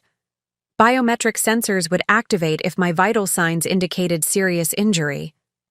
Motion detectors would trigger emergency responses if the children were threatened. The financial preparations were equally thorough.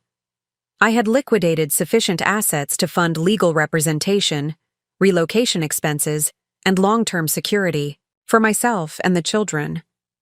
Swiss bank accounts established under my maiden name contained enough resources to wage legal warfare against the entire Whitmore network for decades if necessary. Emergency extraction protocols had been established, with private security contractors who specialized in protecting whistleblowers and their families. Safe houses had been prepared in multiple countries, complete with new identity documents and financial resources that would allow us to disappear entirely if the Whitmore family attempted retaliation. The psychological preparation was perhaps the most challenging aspect. I had to steel myself to provoke violence from my own husband while my children watched, knowing that their trauma was necessary to ensure justice for thousands of other children who had been murdered by his family's criminal enterprise. As Hunter's plane approached Bradley International Airport that morning, every element of the plan was in position. Federal agents were standing by to execute arrest warrants the moment violence was documented. Journalists were prepared to publish simultaneously coordinated exposés. International law enforcement agencies were ready to seize assets and arrest co-conspirators across multiple countries. The children were positioned perfectly to witness their father's true nature while being protected from any escalation beyond what was necessary for legal documentation. The cameras were recording in high definition from multiple angles. The audio equipment was capturing every word with forensic precision. All that remained was for Hunter to perform exactly as his psychological conditioning dictated he would perform. When confronted with the ultimate challenge to his authority, a wife who refused to be silenced, children who would witness his violence, and evidence that would destroy everything his family had built over 4 generations of crime. The trap was set. Hunter was walking into it with the mechanical inevitability of a man whose mind had been programmed to respond to specific stimuli with predictable actions. And in less than 2 hours, the slap that would destroy the Whitmore empire would echo through our kitchen like the sound of justice finally arriving. The crack of Hunter's palm against my cheek was like a starting gun, setting into motion systems I had spent 3 years designing and 3 months perfecting. As I felt the sting bloom across my face and tasted blood from my split lip, I watched Emma and Jeffrey's eyes widen in shock and horror. But more importantly, I knew that 17 different recording devices had just captured the moment from every conceivable angle. The slap itself was exactly what I had calculated it would be, powerful enough to cause visible injury and genuine pain, but controlled enough to avoid causing serious damage that might interfere with my ability to continue executing the plan. Hunter's psychological conditioning had programmed him to use precisely this level of violence when asserting dominance over family members. Enough to establish control, not enough to create problems that would require outside intervention. Emma's small gasp of terror cut through the kitchen silence like a knife. At 6 years old, she had never seen violence in her home, never witnessed her father's true nature, never understood that the money that paid for her privileged life came from the systematic murder of children just like her. That innocence was ending in real time, captured in high definition by cameras that would preserve this moment forever. Jeffrey's response was different, but equally devastating. Instead of gasping, he went completely silent, his brown eyes, so much like mine, taking in every detail with the hypervigilance that children develop when their sense of safety is shattered. His silence was perhaps more damaging than Emma's obvious distress, because it suggested a child who was already processing the implications of what he had witnessed. Hunter's face immediately after the slap revealed the exact psychological state I had been working to create. The mechanical expression that accompanied his violence quickly gave way to confusion as his conditioning protocols conflicted with his paternal instincts. He looked at his hand as if it belonged to someone else, then at our children's terrified faces, then back at me with growing bewilderment. "Why are you smiling?" he whispered, his voice cracking with the first hint of genuine fear I had ever heard from him. Because I was smiling. Not the broken, desperate smile of an abused wife trying to placate her attacker, but the calm, satisfied smile of someone who had just received exactly what they needed. The smile of a woman who had spent 3 years planning this moment and watching it unfold with perfect precision. "Because you just gave me everything I needed," I said clearly, knowing that every word was being recorded and would be analyzed by federal investigators within the hour. "You just proved, in front of our children, that you're exactly the monster I've been documenting for 3 years. Hunter's confusion deepened as he tried to process what I was saying. His conditioning hadn't prepared him for a victim who responded to violence with satisfaction rather than fear. The psychological scripts that governed his behavior had no protocol for a wife who seemed pleased to be slapped. "Mommy, your lip is bleeding," Emma said, her voice small and frightened. She started to move toward me, but Jeffrey caught her arm, some instinct warning him that the situation was still dangerous. "It's okay, sweetheart," I told her, dabbing at the blood with a kitchen towel. "Sometimes grown-ups need to show their true colors so that other people can understand who they really are." Hunter's eyes darted between our children and me, his mind struggling to understand what had happened to his carefully controlled world. "You planned this," he said, the realization beginning to dawn. "You made me. You wanted me to." "I wanted you to be yourself," I replied. "And you were. The same self that orders the deaths of children for profit. The same self that's been psychologically conditioned to use violence to maintain control. The same self that just assaulted his wife in front of his own children." The kitchen fell, silent, except for the soft hum of recording equipment that Hunter had never noticed, and the gentle tick of the antique clock that would help investigators establish the precise timeline of events. Emma and Jeffrey stood frozen, watching their parents with the wide-eyed attention of children who sense that their world is fundamentally changing. Hunter's breathing became rapid and shallow as the full scope of his situation began to penetrate his consciousness. He looked around our kitchen, the scene of countless family breakfasts, homework sessions, and holiday celebrations, as if seeing it for the first time. His eyes lingered on details that suddenly seemed significant. The nearly invisible camera lenses, the phone I had positioned on the counter, the way Emma and Jeffrey were positioned to witness everything clearly. "You've been recording everything," he said, his voice barely audible. "For 3 years," I confirmed. "Every crime you've confessed to during pillow talk, every business meeting you conducted in your study, every phone call you made from this house, every moment of this morning's conversation and your subsequent violence." Hunter's face went ashen as he began to understand the magnitude of what had just occurred. The slap that he thought would reassert his dominance had instead become the capstone of a prosecution case that would destroy everything he had ever worked for. "The children," he whispered, looking at Emma and Jeffrey with something that might have been genuine remorse. "You involved our children in this." "You involved our children in this," I corrected. "The moment you chose to build their future on the corpses of other people's children. The moment you decided to slap their mother in front of them. The moment you made them witnesses to your true nature." Emma began to cry, not the dramatic sobbing of childhood disappointment, but the quiet tears of a 6-year-old who was beginning to understand that her father was not the hero she had believed him to be. Jeffrey remained silent, his analytical mind already working to process the implications of what he had witnessed. Hunter looked at his hand again, then at my bleeding lip, then at our children's faces.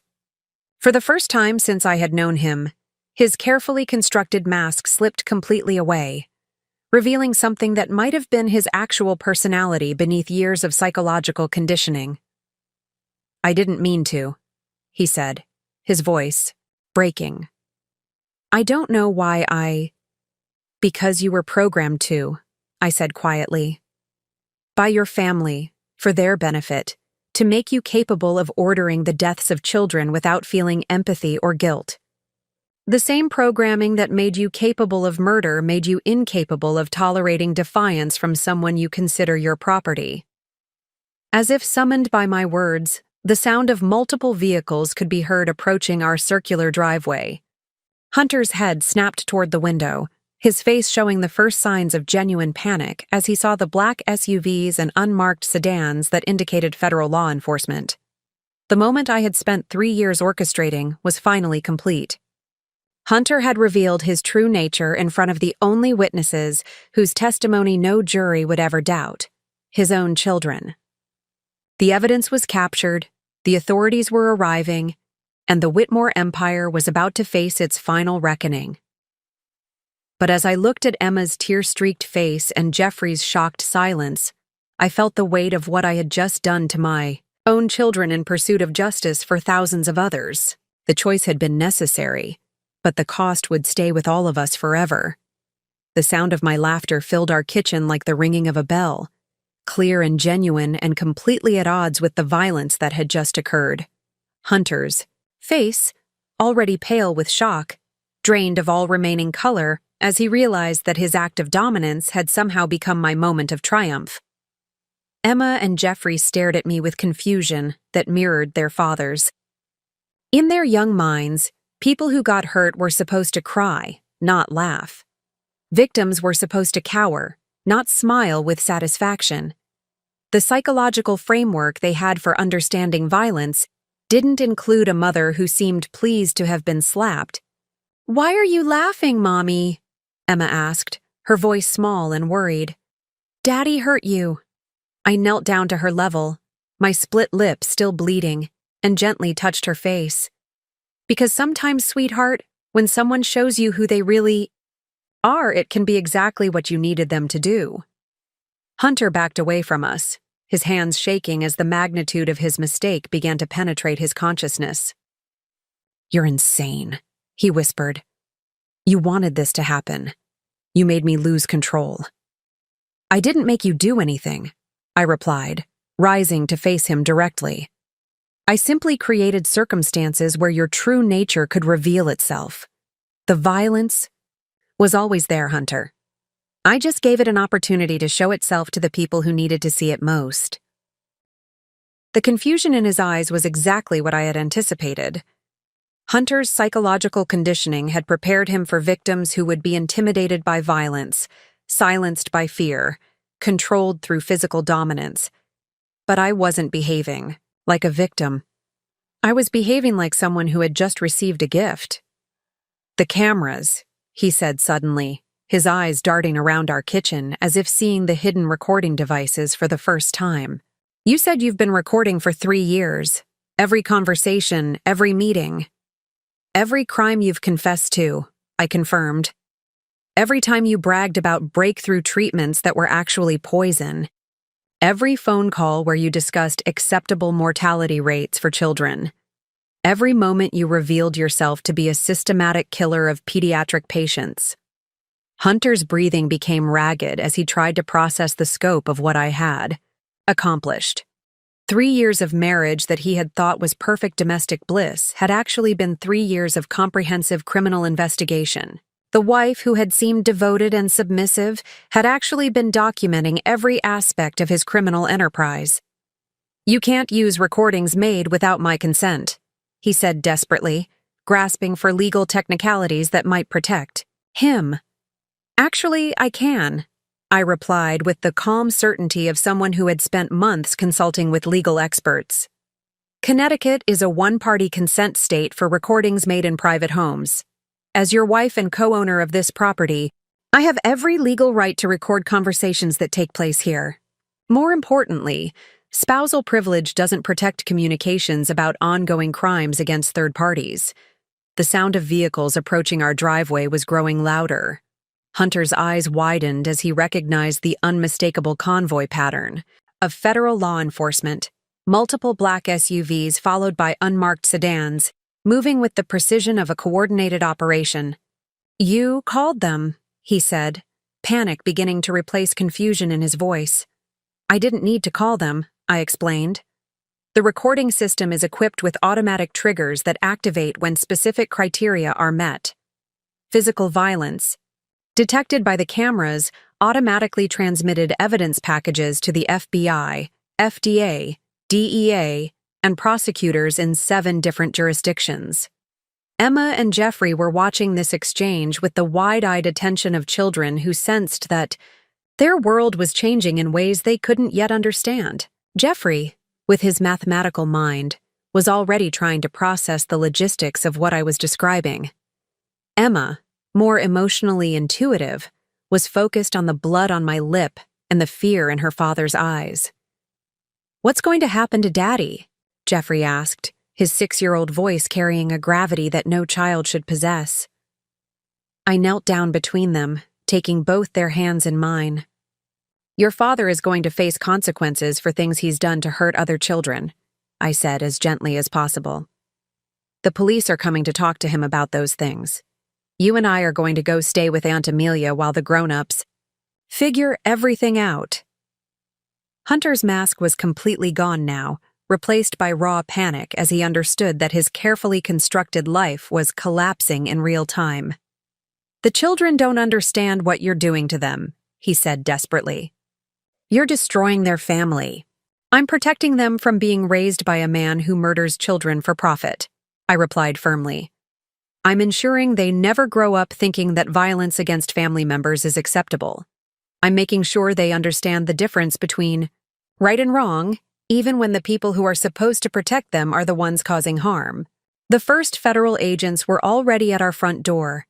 I could hear Agent Porter Reed's voice identifying himself and requesting entry.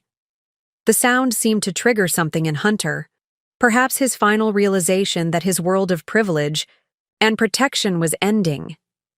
"You have no idea what you've unleashed," he said, his voice taking on a threatening tone that made both children step closer to me.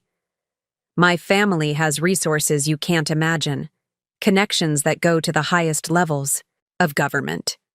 You think you can just destroy us and walk away?" "I think," I said clearly, ensuring that every word was captured by the recording equipment, "that your family's resources and connections are about to become evidence in the largest pharmaceutical fraud prosecution in American history. I think the very network that protected you is about to become the instrument of your destruction." The doorbell rang, followed by the authoritative sound of federal agents announcing their presence. Hunter looked toward the front of the house, then back at our children. then at me with something that might have been genuine hatred emerging from beneath his programmed responses. "This isn't over," he said quietly. "Yes, it is," I replied with the calm certainty of someone who had spent 3 years planning for this exact moment. "It's been over since the day you told me that Marcus Chen's death was acceptable medical research. It's been over since the first time you bragged about breakthrough treatments that were actually poison. It's been over since you decided that your profit was worth more than children's lives." As the federal agents entered our kitchen, badges displayed and weapons holstered but visible, Hunter finally understood that the woman he had married no longer existed. Helen Whitmore, the compliant pharmaceutical heiress, had been an elaborate performance. Dr. Helen Reed, the federal investigator who specialized in bringing down corrupt drug companies, had been gathering evidence against him from the moment they met. The slap that was supposed to silence me had instead become the final piece of evidence in a case that would destroy everything he had ever built. And the laughter that had confused and terrified him was the sound of justice finally arriving for the Whitmore family. Agent Porter Reed entered our kitchen with the measured confidence of someone who had been preparing for this moment for 18 months. Behind him came a team of federal investigators, each carrying equipment that would transform our family home into a crime scene and evidence repository. But they weren't starting from nothing. They were collecting the final pieces of a case I had been building for 3 years. "Mrs. Whitmore," Agent Reed said formally, though his eyes held a hint of acknowledgement that we both knew my real identity, "we received an automated evidence transmission from this location 17 minutes ago, indicating domestic violence and triggering multiple federal arrest warrants." As he spoke, his team was already setting up evidence collection stations throughout our kitchen. Photographers captured the scene from every angle, documenting the blood on my lip, the positioning of Emma and Jeffrey, and Hunter's pale, shocked expression. Audio technicians began testing the hidden recording equipment I had installed, verifying that every word of our confrontation had been captured with courtroom quality. Hunter looked around at the sudden invasion of his sanctuary, his mind still, struggling to process how completely his world had collapsed. "I want my lawyer," he said weakly, the first intelligent thing he had said since striking me. "You'll have that opportunity," Agent Reed replied. "But first, Dr. Helen Reed has some evidence to present that you need to understand the scope of what you're facing." The use of my real name and title sent a shock through Hunter that was visible to everyone in the room. For the first time, he was hearing official confirmation that the woman he had married was not who she had claimed to be. The devoted pharmaceutical heiress had been an elaborate cover identity for a federal investigator who specialized in bringing down corrupt drug companies. "You're Dr. Helen Reed," he whispered, recognition dawning. "The FDA investigator who destroyed Meridian Pharmaceuticals in 2018, the one who sent 17 executives to federal prison. The same Dr. Helen Reed who has spent the last 3 years documenting your family's systematic murder of children," I confirmed. Though I prefer to think of it as Dr. Helen Reed, who just completed the most comprehensive pharmaceutical fraud investigation in American history. Agent Reed nodded to one of his technicians, who began connecting portable equipment to our home's computer network. Within moments, data was flowing from my hidden servers to federal evidence systems, 3 years of documentation transferring in real time to multiple law enforcement databases. "The evidence package contains 2.7 terabytes of documentation," Agent Reed announced, reading from a tablet as the data transferred. "Bank records showing $847 million in fraudulent transactions. Audio recordings of 247 criminal conversations. Video footage of 89 business meetings discussing illegal activities. Chemical analysis of 156 contaminated medication samples. Medical records of 3,891 children who were used as unwitting test subjects." Each number hit Hunter like a physical blow. He could see his empire being dismantled in real time, reduced to evidence files that would be used to convict him and everyone he had ever worked with. But the scope of the evidence went far beyond what Hunter had done personally. Through my position as his wife, I had gained access to the entire Whitmore network, documenting not just his crimes, but those of every person and institution that had enabled them. The evidence also includes documentation of Senator Ted Reed's role in creating legislative loopholes for pharmaceutical testing. Agent Reed continued. Judge Constance Cooper Whitmore's systematic dismissal of cases against Whitmore Pharmaceuticals. Dr. Theodore Whitmore Jr.'s falsification of medical records at Connecticut Children's Hospital. Ambassador Helen Collins Whitmore's negotiation of agreements allowing illegal experimentation in foreign countries. Emma and Jeffrey were watching this recitation of their extended family's crimes with growing comprehension. At 6 years old, they couldn't understand the legal terminology, but they could grasp that many people they had known and trusted were being described as criminals. "What about our children?" Hunter asked desperately, perhaps finally grasping that his concern should be for Emma and Jeffrey rather than himself. Emma and Jeffrey will be placed in protective custody with their aunt, Dr. Amelia Reed, Agent Reed explained. Dr. Reed has been working with child psychologists to minimize the trauma of this transition. The children's trust funds, which were established with proceeds from criminal activities, will be frozen pending restitution to victims' families. The mention of restitution seemed to trigger Hunter's final understanding of what was happening. This wasn't just a criminal case that might result in prison time. This was the complete dismantling of everything the Whitmore family had built over 4 generations, with their assets being redistributed to the families they had destroyed. The international scope is equally comprehensive, Agent Reed continued. Simultaneous arrests are being executed in 12 countries. Assets totaling $2.3 billion are being seized across 47 jurisdictions. Extradition requests have been filed for 17 Whitmore associates who are currently overseas. As if choreographed, Agent Reed's radio crackled with updates from other operations. Senator Reed in custody in Washington. Judge Cooper Whitmore arrested at her courthouse chambers. Swiss bank account successfully frozen. Whitmore Pharmaceuticals trading suspended by SEC order. Each update was another nail in the coffin of the Whitmore empire. I had triggered a coordinated takedown that was simultaneously destroying criminal operations across 3 continents. The network that had protected the family for decades was being turned against them as evidence of conspiracy and corruption. The media component is equally coordinated, Agent Reed added, consulting his tablet. The Washington Post published their investigation 7 minutes ago. 60 Minutes will air their segment tonight. The New England Journal of Medicine is releasing their meta-analysis of Whitmore mortality data tomorrow morning. Hunter's shoulders sagged as he realized that even if he somehow escaped criminal conviction, the court of public opinion had already condemned him. The Whitmore name would become synonymous with child murder, making any future business activities impossible. Dr. Reed's evidence has also triggered investigations into pharmaceutical practices industry-wide, Agent Reed continued. The FDA is launching comprehensive reviews of all pediatric drug trials conducted in the past decade. The Department of Justice is expanding this case into a broader examination of pharmaceutical fraud across the entire sector. The implications were staggering. What had started as an investigation into one family's crimes was becoming a reckoning for an entire industry that had prioritized profits over children's lives.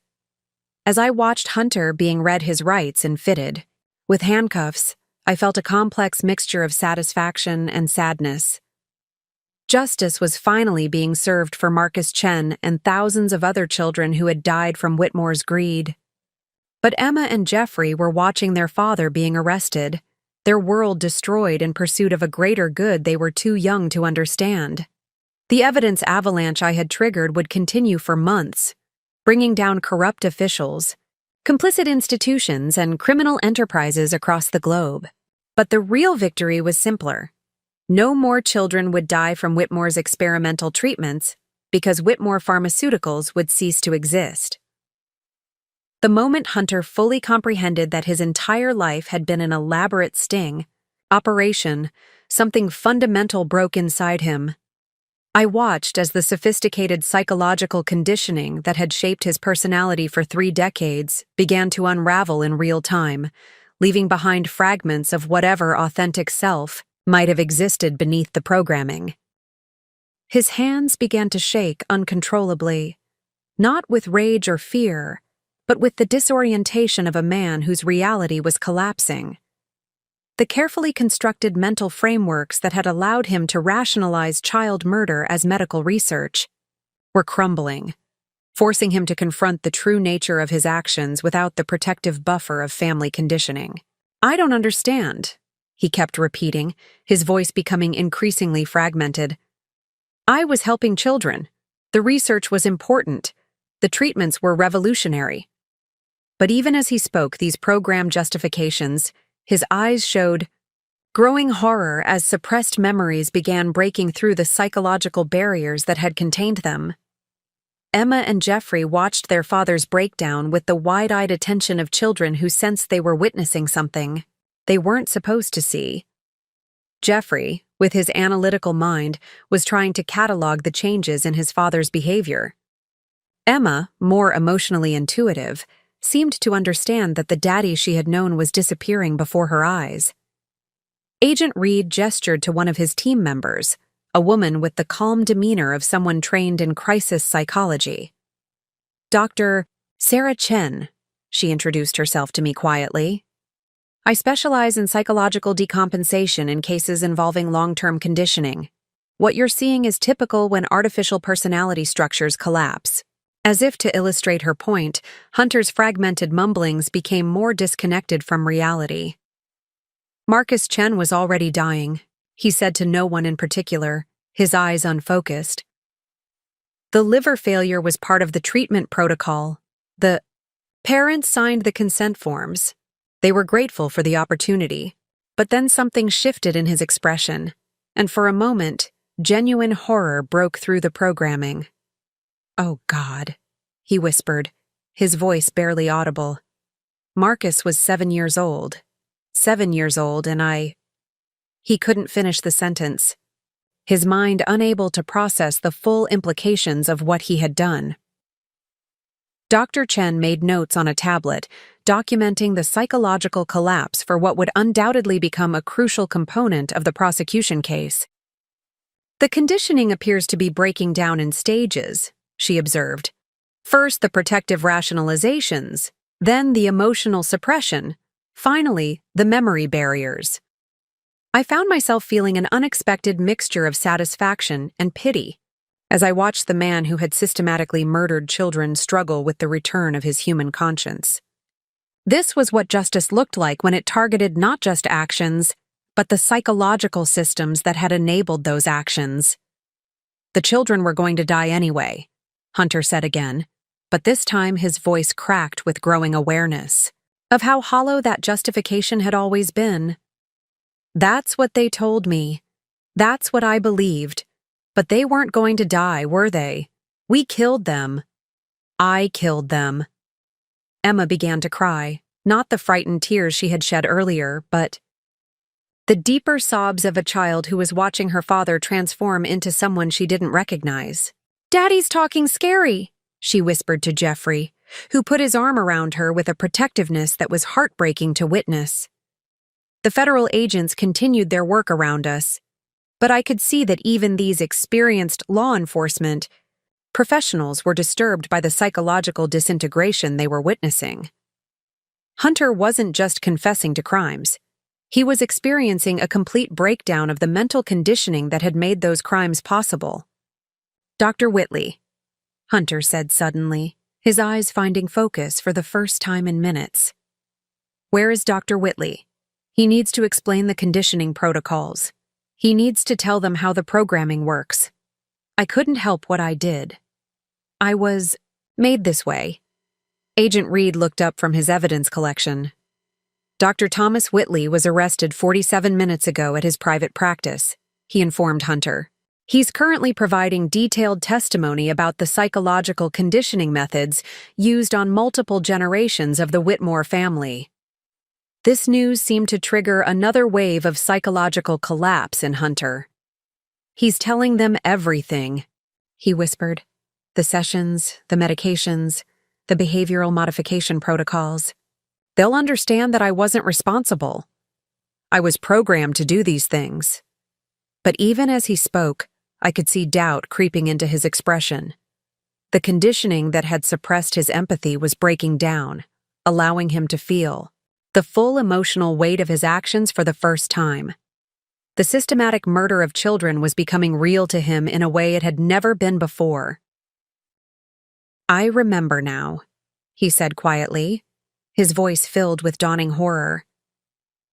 "I remember enjoying it, not just following orders, but actually enjoying the power over life and death. The way parents would thank me for poisoning their children. The way I felt when I saw the mortality statistics."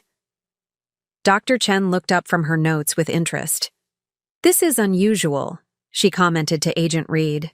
"The conditioning typically suppresses emotional responses entirely. What he's describing suggests underlying sadistic tendencies that were enhanced rather than created by the programming." The implication was chilling. Hunter hadn't just been turned into a killer by psychological conditioning. He had been a natural killer whose tendencies were refined and focused by the family's behavioral modification programs. The programming had given him permission to express impulses that had always been present. "Emma, Jeffrey," I said gently, kneeling down between them. "I need you to go with Agent Williams now. She's going to take you to Aunt Amelia's house while the grown-ups finish talking here." But Jeffrey, despite being only 6 years old, seemed to understand that this was the last time he would see his father as a free man. "Will Daddy get better?" he asked with the heartbreaking optimism of a child who still believed that broken things could be fixed. I looked at Hunter, who was now sitting on the floor with his head in his hands, muttering disconnected fragments about research protocols and acceptable mortality rates. The sophisticated businessman who had charmed politicians and fooled regulators was gone, replaced by a broken man struggling to process the reality of his crimes. "I don't know, sweetheart," I answered honestly. "But I know that you and Emma will be safe, and that's what matters most." As Agent Williams led the children away, Emma turned back one last time to look at her father. "Bye, Daddy," she said quietly, not understanding that she was saying goodbye to the only version of him she would ever know. Hunter looked up at her voice, and for a moment, something like genuine love flickered in his eyes. "I'm sorry," he whispered, though whether he was apologizing to Emma or to all the children he had killed was impossible to know. The psychological breakdown would continue for hours, each layer of conditioning peeling away to reveal the monster that had always lurked beneath the polished exterior. But the justice system would have to determine whether that monster deserved punishment or treatment, and whether the decades of programming offered any mitigation for the thousands of deaths he had caused. The coordinated arrests that followed. Hunter's breakdown unfolded with the precision of a military operation, each target taken into custody simultaneously to prevent communication or evidence destruction. From our kitchen, I watched through my secure phone as the Whitmore empire collapsed in real time across multiple time zones. Senator Ted Reed was arrested during a committee hearing on pharmaceutical regulations, federal agents walking into the Senate chamber to serve warrants as cameras rolled. The irony wasn't lost on anyone watching. A man who had spent decades protecting pharmaceutical criminals was being arrested while supposedly overseeing pharmaceutical oversight. Judge Constance Cooper Whitmore was taken into custody in her private chambers at the federal courthouse, her staff watching in shock as the woman who had dismissed hundreds of cases against pharmaceutical companies was handcuffed and read her rights. The court system she had corrupted for 30 years would now judge her own crimes. Dr. Theodore Whitmore, Jr. was arrested at Connecticut Children's Hospital, led away in handcuffs past the pediatric oncology ward, where he had systematically poisoned children for research purposes. Parents in the waiting room watched in confusion, not yet understanding that the doctor they had trusted with their children's lives was actually their killer. Ambassador Helen Collins Whitmore was arrested at her embassy in Switzerland, where she had been coordinating with corrupt foreign officials to expand Whitmore's international operations. Her diplomatic immunity was revoked within hours, leaving her exposed to prosecution in multiple countries where she had facilitated illegal experimentation. Each arrest triggered immediate asset freezes and evidence seizures. Swiss bank accounts containing hundreds of millions in blood money were locked down. Offshore corporations that had laundered pharmaceutical profits were dissolved. Private jets and luxury properties purchased with the proceeds of child murder were seized by federal marshals. The pharmaceutical industry itself began to collapse under the weight of the revelations. Trading in pharmaceutical stocks was suspended as investors fled the sector. Research institutions scrambled to distance themselves from Whitmore-affiliated programs. Regulatory agencies launched emergency reviews of all pediatric drug trials conducted in the past decade. In our kitchen, Hunter was being prepared for transport to federal detention, his psychological breakdown continuing as each arrest was announced. "They're all being arrested," he kept repeating, as if the scope of the destruction was too large for his damaged mind to process. Agent Reed approached me with an expression of professional respect, mixed with personal amazement. "Dr. Reed, in 23 years of federal law enforcement, I've never seen an investigation this comprehensive. You've essentially exposed and documented an entire shadow medical system." The scale was staggering even to me. What had started as my personal quest for justice for Marcus Chen had become the largest criminal investigation in pharmaceutical history. Hundreds of arrests across 6 continents, billions of dollars in seized assets, thousands of victims finally acknowledged and validated. "The international response has been unprecedented," Agent Reed continued, consulting his tablet. "The European Union is launching a complete review of pharmaceutical regulations. The World Health Organization is investigating all Whitmore-affiliated programs globally. Interpol has issued arrest warrants for 47 additional suspects." But perhaps the most satisfying development was the immediate impact on children's safety. Within hours of the arrests, experimental drug programs at 12 major hospitals were suspended pending investigation. Children who might have been the next Marcus Chen were suddenly safe from Whitmore's predatory research. The media coverage was equally swift and devastating. The Washington Post's front-page headline read, "Pharma Family's Century of Child Murder Exposed." CNN ran continuous coverage under the banner, "Pharmaceutical Horror: How One Family Killed Thousands." The BBC led with American drug dynasty's global killing spree revealed. Social media exploded with parents sharing stories of children who had died in suspicious circumstances during clinical trials. Families who had been isolated and silenced for decades suddenly found their voices amplified by a global conversation about pharmaceutical abuse. The hashtag #EarJusticeForMarcus began trending worldwide.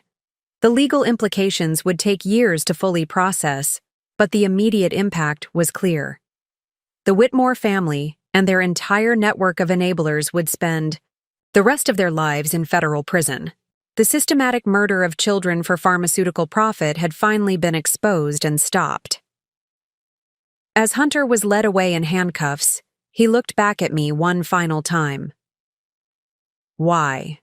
he asked, his voice broken and confused. "Why did you destroy everything?" "Because," I replied quietly, "some things deserve to be destroyed, and some children deserve justice, even if it comes too late." The Whitmore empire that had taken 4 generations to build had been dismantled in a single morning. The family that had treated children's lives as disposable research materials would now face the consequences of 90 years of systematic murder. Justice had finally arrived for Marcus Chen and the thousands of children who had died for Whitmore's profits. The system that had protected their killers had become the instrument of their destruction, and the woman they had tried to silence had become the voice that brought them down. 6 months later, I sit in my new office at the Child Protection Legal Foundation, surrounded by case files of families whose children died from pharmaceutical fraud. Emma and Jeffrey are at their new school, learning to rebuild their lives without the weight of blood money on their shoulders. Hunter is serving the first year of what will be a life sentence without possibility of parole. The Whitmore empire is gone completely. Their assets, totaling over $2 billion, have been distributed to the families of victims across 3 continents. The foundation we established has become the largest legal advocacy organization for pharmaceutical abuse victims in the world.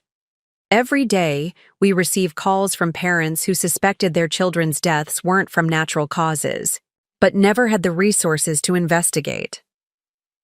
The pharmaceutical industry has changed fundamentally. New regulations require independent monitoring of all pediatric trials. Whistleblower protections have been strengthened. Most importantly, the culture of accepting children's deaths as acceptable research costs has been shattered by the revelations about the Whitmore family. Emma and Jeffrey are receiving counseling to help them process what they witnessed, but they're resilient in the way that children can be when they understand that truth, even painful truth, is better than beautiful lies. Jeffrey has expressed interest in becoming a doctor who actually helps children. Emma wants to be a lawyer like her mother, fighting for people who can't fight for themselves. But what I want you to understand, if you're listening to this story, is that none of this happened because I was special or uniquely brave. It happened because I made a choice that anyone can make when confronted with evil. I decided that silence was complicity. For 3 years, I could have convinced myself that I was powerless, that one person couldn't challenge a system protected by wealth and political connections. I could have focused on my own comfort and my children's privilege, ignoring the other children who were dying for our lifestyle. Many people in my position would have made that choice, and no one would have blamed them. Instead, I chose to document everything, to gather evidence methodically, to build alliances carefully, and to wait for the perfect moment to expose the why. Truth. I chose to believe that justice was possible, even when it seemed impossible. You might be in a situation right now where you see something wrong but feel powerless to change it. Maybe it's workplace corruption that seems too big to challenge. Maybe it's abuse happening in your community that everyone knows about but no one discusses. Maybe it's a family member whose behavior you know is harmful but feel unable to confront. I want you to know that change is possible. Documentation is powerful. Truth has a way of emerging when people are brave enough to preserve it and share it. You don't need to be an undercover federal investigator to make a difference. You just need to decide that protecting the innocent is worth more than protecting your own comfort. The children who died because of Whitmore's greed can never be brought back. Marcus Chen will never grow up, never graduate, never have children of his own. But thousands of other children are alive. Today, because someone chose to act when action seemed impossible, Hunter thought that slapping me would silence me forever. Instead, it became the sound of justice finally arriving. Sometimes the moment when evil thinks it has won is actually the moment when good people decide they've had enough. Your moment might be coming. When it does, remember that courage isn't the absence of fear. Courage is deciding that some things are more important than being afraid. Whitmore empire that had taken 4 generations to build had been dismantled in a single morning. The family that had treated children's lives as disposable research materials would now face the consequences of 90 years of systematic murder. Justice had finally arrived for Marcus Chen and the thousands of children who had died for Whitmore's. Profits. The system that had protected their killers had become the instrument of their destruction, and the woman they had tried to silence had become the voice that brought them down. Up next, you've got 2 more standout stories right on your screen. If this one hit the mark, you won't want to pass these up. Just click and check them out. And don't forget to subscribe and turn on the notification bell so you don't miss any upload from us.